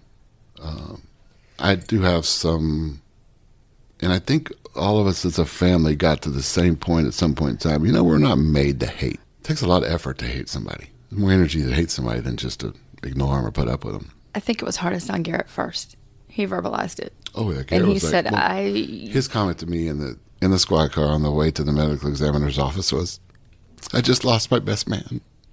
And that'll always stay with people because that's his outlook. They had, as the boys got older, it was 5 years between them, so there was a lot of testosterone issues throughout the years, a lot of them. But as they got older, I would watch them go. We'd go play golf together. I would watch them just interact, and they became men, not boys anymore. That were, arguing who was going to watch. Who'd go to bed first because they shared a room. Who'd go to bed first so they can control the TV. That became a game. They weren't doing that anymore. They were adults now, and they were having fun, and they were respecting each other. And Garrett was Mitchell's best man in October, and that was Garrett's first comment to me was, "I just lost my best man. What do I do?" And I will never forget that because that just tells me that the love he had for his brother. So Joe's talked several times about the impact statement, and I'm a coward. I hide from things like that. I don't indulge in all the stuff that cops like to expose themselves to. So I haven't actually heard it, but Joe's not very soft-selling on how powerful it was. And so our question for you is, where did you find the strength to actually give that statement? The victim impact? I don't know. I've spoke of a couple of times, and I just felt like I had to do it for Mitchell. I mean, I had to do it for my son. I had one chance. It was tough because as soon as I saw Chief Garcia walk in, I was like, oh, crap, because that man is so eloquent with his words. And I'm like, this is just me. This is just Mom. This is just going to be who it is. And I'd worked on it one of the first few times that we were told we were going to go to court. Actually, Kyle had sent me a couple of attachments of different places to go to write a victim impact statement. And I would always go out to the cemetery and sit down. And there's not enough words. There's not enough time that can express what you've taken from me. But then I know he's not going to listen to me, but I knew that Mitchell would want me to say something. I think over so many people have prayed for us for so long, and I don't think I could have gotten there without the prayer. I mean, we raised our kids in the church, and we're believers, and it just I just had to say what I felt like Mitchell would want me to say. I know that we were all trying to figure out, he needs punishment for what he did. Nothing will ever be good enough because it just won't be. But we aren't made to, I mean, it wouldn't matter what I did. At the end of the day, no matter what the sentence was, Mitchell would not be here. I would hope that somewhere he would grow and learn. I don't know. Once you hear that sentence, I think it was hard for all of us because I felt like we got what we wanted, but then it's like, oh, that's somebody else, that's somebody else's kid, that's somebody else's dad. It's hard. It's a hard back and forth because we're pretty staunch police people. And we're supposed to do what you're supposed to do. We're rule followers. It's hard. It's back and forth. They're trying to figure out how in the world, but to answer the question, I just had to do it for Mitchell. I don't know how you got through that after enduring that entire week of unpacking that entire case and seeing both sides of prosecution and defense. And yes, they are just doing their job, but they can be vile at the presentation. We've seen it. We talked a little bit off air about people that have helped get you in a better place. Mm-hmm. And Dottie Claggett, his name came up as far as helping you pack away certain memories, feelings. Can you talk about that? To use her filing cabinet comment, she helped to, I told her I wanted to make it through the trial and be able to remember what was said, because those were things that were said about my son that, I can't get to as easily, as a memory. So I wanted to make it through the trial, and I wanted to be able to not be asked to leave because I was crying so crazy. And so she asked me, and so I met with her a few times, and the hardest thing was to walk across that crosswalk at Baylor. I can see it. It's one thing that's just like stuck in my head. And after meeting with her and doing, I think it's EMDR, I called my daughter, and so I told her, and she goes, "Mom, you've never been able to tell that story without crying." And I was like, "Oh, I'm there." But I've said it 2 or 3 times to 2 or 3 different people, explaining me and how Tim's hand was behind him, and I can say it. So Dottie is like my mini hero right now. She's fabulous. It's hard to find a grief counselor. It's hard to find someone who understands the perspective of police. My mom was my best friend, and when she died, it was very difficult. This is much more immense and much more difficult to lose your child. But when I found out she was, it's like, okay, 23 years, okay, 17 years, I'm going to this lady, and I'd heard her name from a few different officers, but definitely helped. I would tell anybody who's ever been through what you guys have gone through, or even less, like just going through life, if you can find a Dottie Claggett, like somebody that can help you in that manner. And I tell everybody, it works so quickly, but it seems like it's such a hard thing to open yourself up and say, hey, I need a little bit of help right now handling the things that I'm handling. Because again, Tim, you said it, we're men, right? We don't need help. I don't need help. I'm tough. No, and I'll tell you, lying to yourself is the easiest thing to do. Mm-hmm. And admitting it and actually going and doing it is the hardest, but the most rewarding. And I don't know if it was just me. I've talked to several people, and it's like the minute you're done doing that and you walk out, you're just almost weightless, because everything that you've been trying to, I don't even know if you're trying to hold on to it or trying to process it or where it's at and what it's doing. But once you get free of that, it's such a huge relief. I want to be a millionaire so that I can pay for everybody to go. I know. Absolutely. I know. Definitely. It's definitely.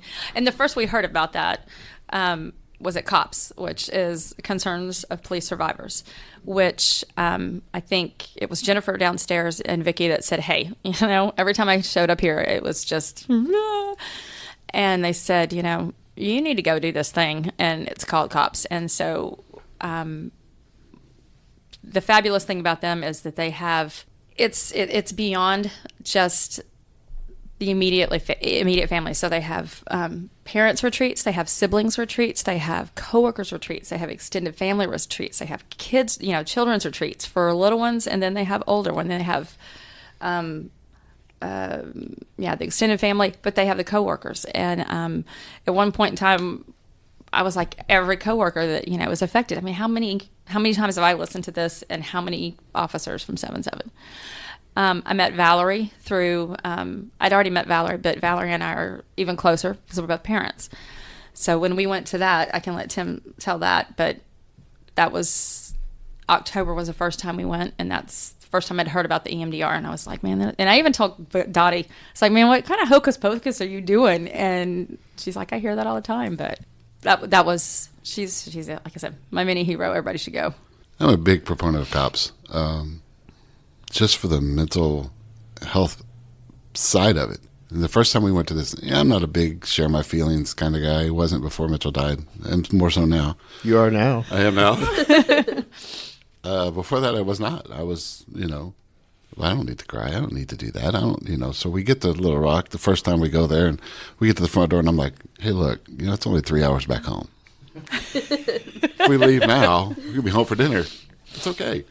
She said, no, we're going. I said, all right. I went inside, and it's funny because the rookies, the first time you're there, you get a one color badge. The next time you go back, your badge is a different color. So everybody knows that color's the rookies. We weren't in the room 10 minutes. We barely walked in the door. We had 10 people hug us. So sorry you have to be here. We're so glad you're here. And tell me about your son. Yeah. And I'm like, how do they know it was my son?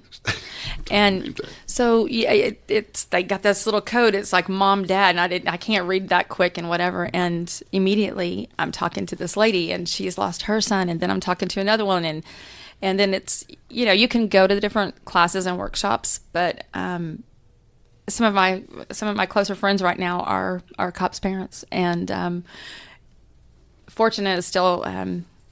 There's a lot of people who have it way worse than we do, as crazy as that may sound. That's an awesome organization. It's a little bit bigger than it's kind of like the wellness unit, the ATO, all kind of put together, if you will. But it's very important. It's very important for us to give back, which is why we were going to go to Police Week this year. We were going to volunteer back for everything that was given and done for us. Rebuilding shattered lives. That's their motto. That's the motto. And they do. COPS, it's Concerns of Police Survivors. Mm-hmm. So speaking of giving back, part of even doing this show here is helping others, and I believe it will.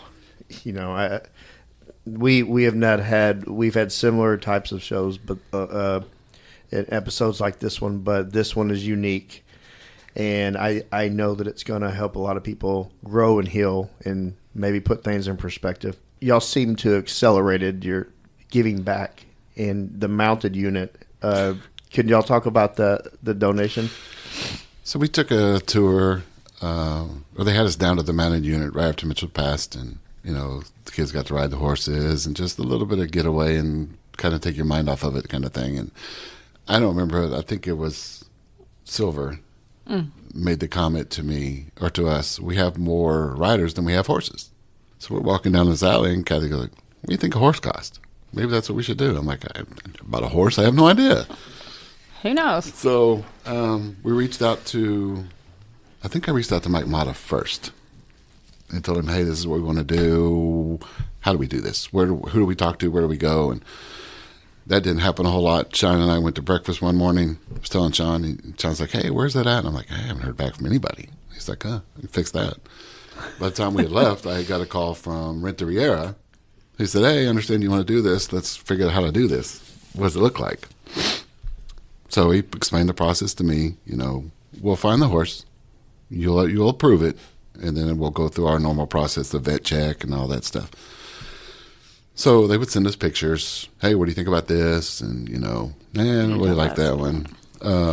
They found one they thought they wanted, went to the vet check, and the vet said, no, it's not something right about this horse. We're not going to go down that route. Then we get a picture of Walker. And he is beautiful. He's brown, huge, half Clydesdale, just a Part Clydesdale, part just Shire. a beefy. And so they said, we think this is the one. I said, okay, where's he at? And they told us where he was at. And he said he was in Celeste. I'd never been out of the pasture until he came to the mounted unit. Never been shoed. Never. He had 4 years old. He has 9 offspring. So he's pretty He's good a bloodline. So they were He excited is a about stud. that. Exactly. So we think this is the one. We agreed upon. At first, he said, "What's your budget?" And I gave him my number for the budget. He goes, "Okay, we can work within that. No problem. That's easy." So he finds him. Said, "But this is the one." So Zach Johnson and Renteria go out. No, to- Silver. Silver, sorry. Silver. Go out to where he's at just to get their hands on him and see him. And so Silver gets on him. Well, he's never been ridden before. Throws him off and breaks his leg. I think it was fractured. So the first time we met Silver, he's in a boot "Why are you and in a a boot?" knee brace. And I'm like, oh my gosh. Like your horse did this to us. I was Okay. like, oh, sorry. So that's kind of a funny story. So we said, that's the one we wanted. That's good with you. Then we're happy with it. He was beautiful. The first time we met him, that is the most easygoing horse. 100% matches the personality of Mitchell. You can scratch his head. He'll lay his head on your shoulder and just let you rub him. He loves candy. He loves sweets. You can feed him peppermints or whatever he wants, and he's just exists. They were worried. They were concerned that bringing him into the barn, new smells, new sounds, new routines was really going to affect him. He said, This has been very easy. So he's just easy going. I'll do whatever you tell me to do. That's my job. He's probably 15 half, 16 hands now. Probably about 1,200 pounds. I think something he's like that. around 12 is what they thought. Yeah, they want to put more weight on him. So he's only 4. He may be close He said to- he he can may be be here close for to 20 that. years. So they said, what do you want to name him? And we may have to edit part of this out. We came up with the name Blackhawk. Mitchell's favorite hockey team was Chicago Blackhawks. Garrett had the Penguins, I had the Bruins, and Mitchell had Blackhawks. Don't know why. Thought that was Because we live in a town that has their own team. I don't know why we felt like we needed somebody else's team. So we said, Mitchell would be thrilled if we named him Blackhawk. So we decided that's what we're going to do. And it came down to it, and we all decided, you know what? We're going to piss off 2 different genres of people. It was right about the time the It was the Me Too- Redskins the were Me- having to be The renamed. Me Too came out and all this, and I'm like, we're going to piss people off. We can't do that. So we sat down as a family and said, hey, what do you think about this? What do you think about that? And I don't know who came up with Walker. I don't know if it was Garrett or Sydney or... It was you, Garrett. It was Garrett. So Mitchell's favorite show was Walker, Texas Ranger, right? Made sense. So we said, came up with the name Walker. So it stuck, and, he's great. We're friends with The mounted unit's great. Pat Burke is his rider, and we're good friends with him. And anytime we want to see him, they tell us all the time, "Barn's yours." And they are awesome down there. They're Yes, they absolutely are. awesome. Tell Garcia he needs to get on him and ride him for a bit. But they're super sweet. They let us come down at any point in time, and he's the city's horse. He's the department's horse. He's not our horse anymore. But we get to go down there all the time and love on him, and he's super sweet. They are really sweet animals. They teach us something every time we're down there too. It was just the right thing to do. I never would have thought we were ever buy a horse. I was never, because we had that brief conversation while we were down there, and then we went through the little bit of healing we did in between, and we were like, we kind of went away from that whole conversation. And then one night at dinner, it came back, and Kathy was like, hey, We need to do. we talked about this horse. I think that's what we need to do. I think that's what we're supposed to do. I'm like, I'm on board. That's what you want to do. We'll do it. And now, they'll call us and they'll send us videos. They sent us videos while he was in training. Nadine did, and send us videos. And He went to Austin this last Tracy year. did. So he went to Austin for his. Yeah, he went to Austin his first time to go to Memorial down there. And it was really so sweet because we were there volunteering, and we had Renteria had sent me a text, hey, we're going to take Walker to Austin. If you're going to be there, let us know. So we were there, and the night before he goes, hey, I don't know if you guys have time or not. The horses are put at the Austin barn. If you want to go over there and see him, this is the address. Go over there and see him. Just tell him you're with us and go over there and see him. We didn't have time. We were doing some volunteer stuff that night, so we knew we would see him at the ceremony the next day. It's really cool because all the mounted units come walking in together. So you hear all the horses on this pavement, and it's click, click, click, click. And the Capitol's behind you. It's so cool. Awesome. And the Capitol's right there, and the memorial wall's here. It's just phenomenal scene. So I'm standing there, and Kathy's helping volunteers get on the bus back at the hotel, and I went ahead, and I'm videotaping them as they're going by, and they're waving, and they're having, it's really cool. They get to where they're going to post up, and we finished up what we were doing. We were able to go over there and say hi to him and pet him and love on him, take some pictures with him and stuff. And we left, and they said, okay, we're going to go over here. They walked away, and I thought, well, they're just going to go walk them because they've been standing there for a while or whatever. So I sent Nadine a message. I said, hey, we have some friends that we want to introduce them to Walker. You guys still here? She goes, no, as soon as y'all left, we got the truck and we're headed back to Dallas. They stayed there long enough for us to see him. And then left at that point in time. Once we had seen him and once they, it was just cool. Little things like that they do for us.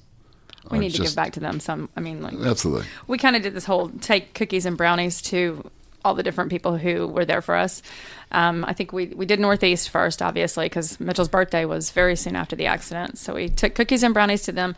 Well, I didn't realize how big the station was. And when somebody tells me there's 450 officers there at any point in time, that's a lot of cookies and brownies. We did. And I know we went to the DFR station as well that answered that call that night. We went to Richardson and gave cookies. And I got off late last night. Y'all didn't get cookies and brownies today. That was in her plan, though. It wasn't my plan. We want to go to Baylor and thank them. I haven't been able to grasp that thought of going back down there. But I think because of Dottie, I can do it this time. I didn't think I could do it before.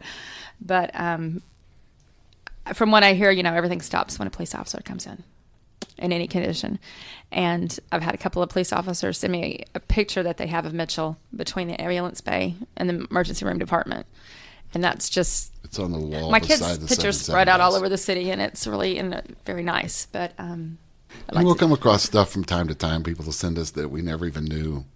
Like that picture. Adam is the one who sent us the picture. He was at Baylor sitting on somebody one night or whatever, and he was leaving, and he straightened the picture was crooked, and he reached up there and straightened the picture and took a picture of it.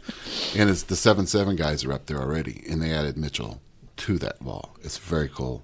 Like I said, we haven't been down there to see it. We've seen pictures, but just the thought process that goes into that.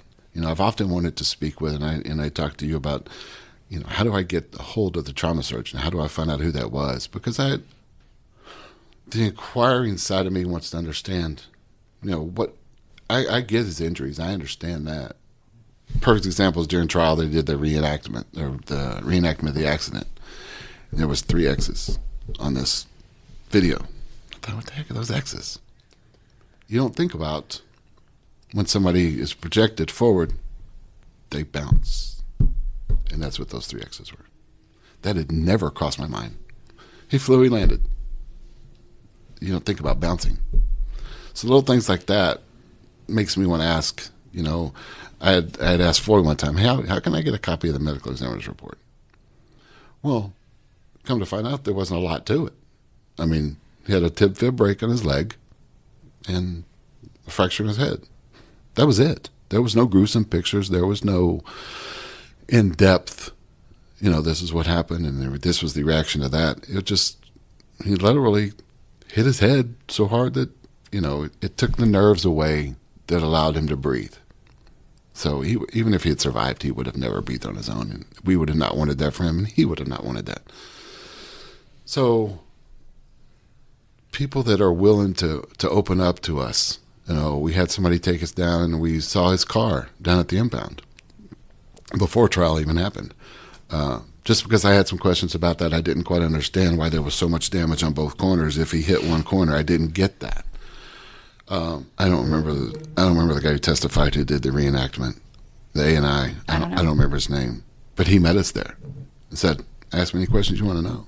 So I said, "I don't understand the damage." He goes, "Well," he positioned his hands and said, "The car was here. He got hit here. Impact was here. Drove him into that wall." And I was like, "Oh, I never thought about going into the wall. What do they call those? The barrier. Barrier. Never thought about that. So that makes sense. Now I understand." We had heard that there was some markings on the B post of the car from his gun belt, so we were able to see that. It wasn't. We were worried that it was going to be emotional because that's the last place Mitchell was alive. Kyle did that for us. I mean, he It asked me a wasn't- couple of times, "Are you sure you want to do this?" And I'm like, "Yeah, Tim, and I want to see a squad car before we get to trial." And I think that helped us a whole lot. I mean, Absolutely. honestly, we both left there, and I said I was holding the inside where you open the door because I know that was the last thing he should have touched with that hand. And Tim, it would have hit, we'd kind of worked our way around the car, and he said the last thing he was touching was the steering wheel because that was one of the last things Mitchell touched. You want everything that you can get. We were one of those people that tell us everything. I don't care. I want to know it all. And I was trying to make the timeline from 1:45 to when the tweet was to when the police came out to what the MV's report says. You want it to all line up. And I think that's just, it's your child. You want everything about them. You wanted the connectivity to last. Absolutely. And you're trying to understand the full story. The full there's a beginning and end to every book, and there was spaces. And I understand. I totally understand you wanting to find out who the surgeon was, and I'm going to talk to Doc Eastman and see if we can figure that out. I know we talked to him, and I know they did everything they could. I'm not there to criticize his work. I'm there to inquire. What were your first thoughts? What was the final deciding factor that said, this is not going to make it. He's not going to survive this. What is his thought process? I guess not even the medical side, just his thought process in his head.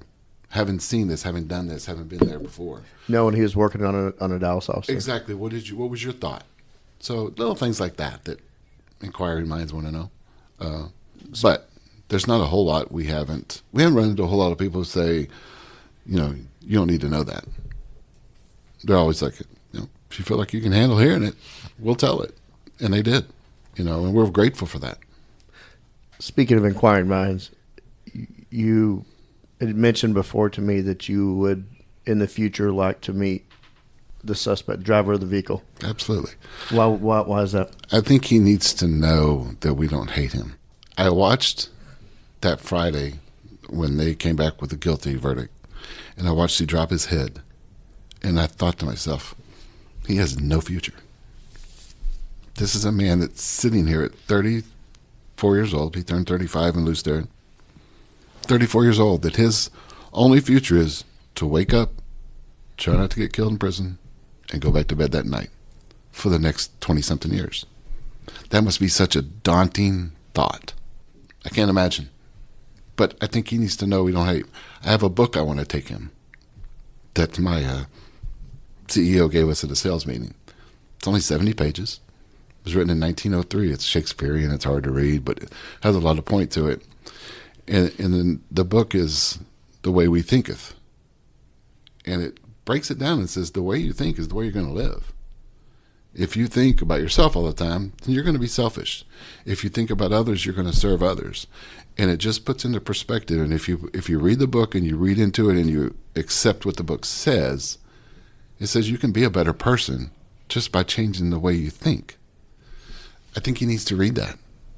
I had a friend call me a couple of days ago and said, hey, we found out that he'd been moved. He's in Abilene now. He said, can he get mail? I said, sure he can. He said, what are you going to mail him? I said, I don't know. I hadn't thought about it. I said, what are your thoughts? This is a dear friend, probably my best friend. We'd been married. Been friends for 25 years. He said, you need to mail him a Bible and put Mitchell's picture in the front of it.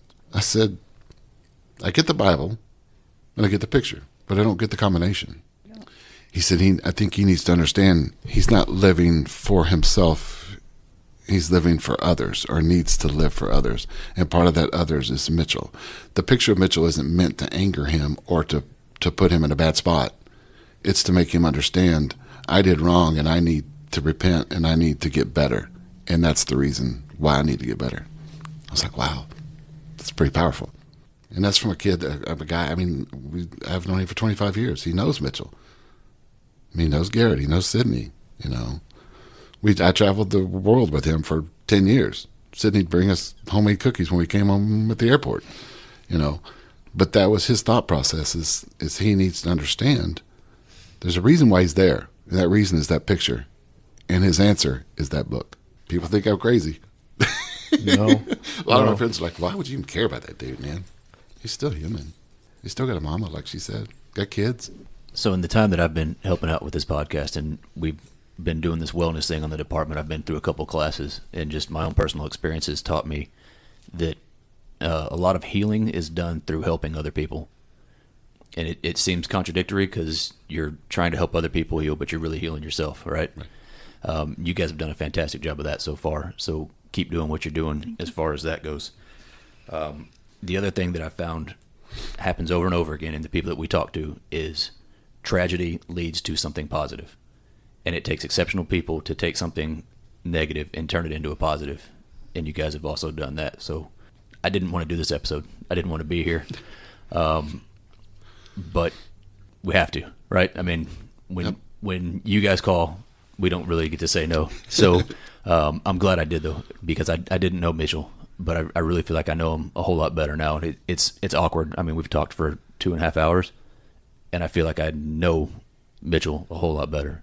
So thank you guys for coming in today and talking with us. Thank you. Thank you for allowing Thanks us for to. having us. Thanks for having that open forum of communication, because that's what led to this. And I don't know what my thought process was. I always wanted to tell this story. I love to tell this story. And it happens. People are like, hey, I was going to call you the other day, but I didn't know if you were having a good day that day, and I didn't want to ruin it by bringing up Mitchell. For me, it's the polar opposite. If I'm having a bad day, I want you to, because I want to be able to talk about him. My family thinks I'm crazy. I watch that funeral once a week. People look at me like, are you crazy? Why do you do that? That's the last day I saw him. And watching that takes me back to him, number one. Number two, I get to hear his friends and coworkers honor him. And the things they say, I can verbatim tell you every speech that was said at that funeral. But to hear his friends say it, Caitlin Miller was his dearest friend. They grew up together. They were buddies. There was never anything romantic. It was all just we're buddies and we're going to support each other forever, no matter what we go through. And to hear her say, it's an honor for me to honor Mitchell. That's why I watched that. We all have parents, and we don't get to choose them, right? Yes, ma'am. And all of these first responders out there, they have parents. They may be deceased. They may not be as good of parents as you guys are. But what message do you have to send to our future first responders, the ones that are out there grinding it out? What message from a parent do you have to send? Yeah, I think to me it's just trust the process. I said, this when the recruiter called us and said, "You have any worries?" We were both like, "No." I liken it to a NASCAR driver, huge NASCAR fan. If a driver gets in the car and goes, "Well, I hope today's not the day I die in a wreck," he's done. Same thing with a police officer. They don't expect that day. They don't anticipate that day. So we as parents don't either. We always know as parents it's there. It's that little thought in the back of your head of, there was a shooting tonight. Wonder where that was at. And we still do that. When there was an officer-involved shooting, we'll call somebody and go, "Hey, where was that at? Do we know anybody in that area?" Just in case. There's support out there for parents. Whether your child is in the department, if you're going through stress or if you're going through anxiety, whatever it might be, maybe you didn't want that career path for your child. But you need to support your child in what they do. Because if I feel like if we had been negative against Mitchell and said, "No, that's not what we want you to do," if he didn't do it, then at some point in time he's going to resent us. I didn't have a problem. I was proud of what he did. The day he graduated, I think I was more proud of the day he graduated from the academy than I was when he graduated from college, to be honest with you, because it's such an accomplishment, because it's such a grind over those 9 months.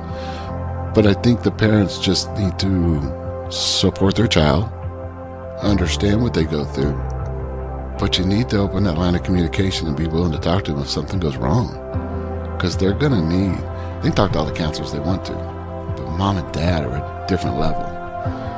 So be there for your children, be it a firefighter, be it an EMT, be it a police officer, because they're going to need to talk.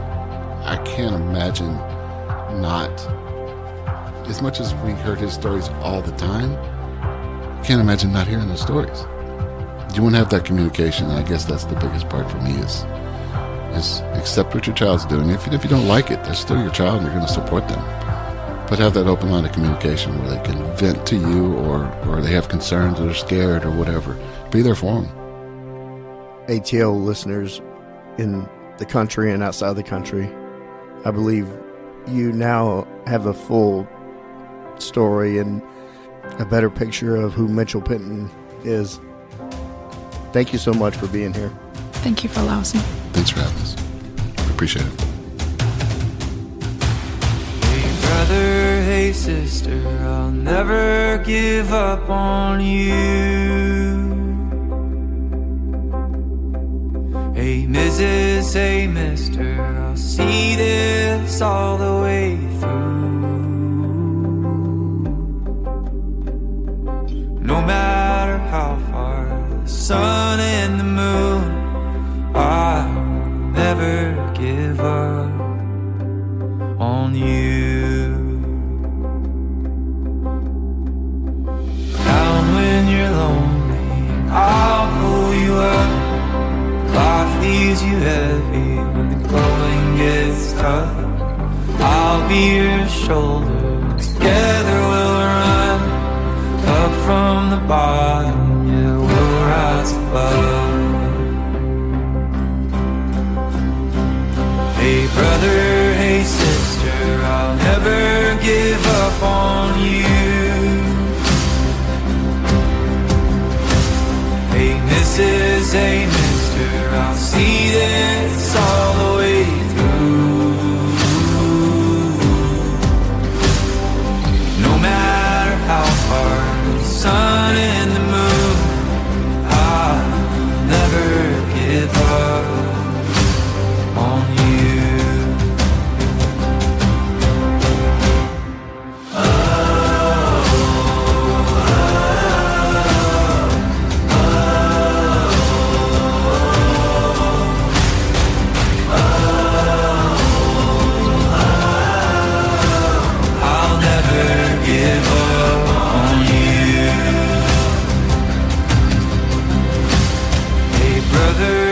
Sister, I'll never give up on you.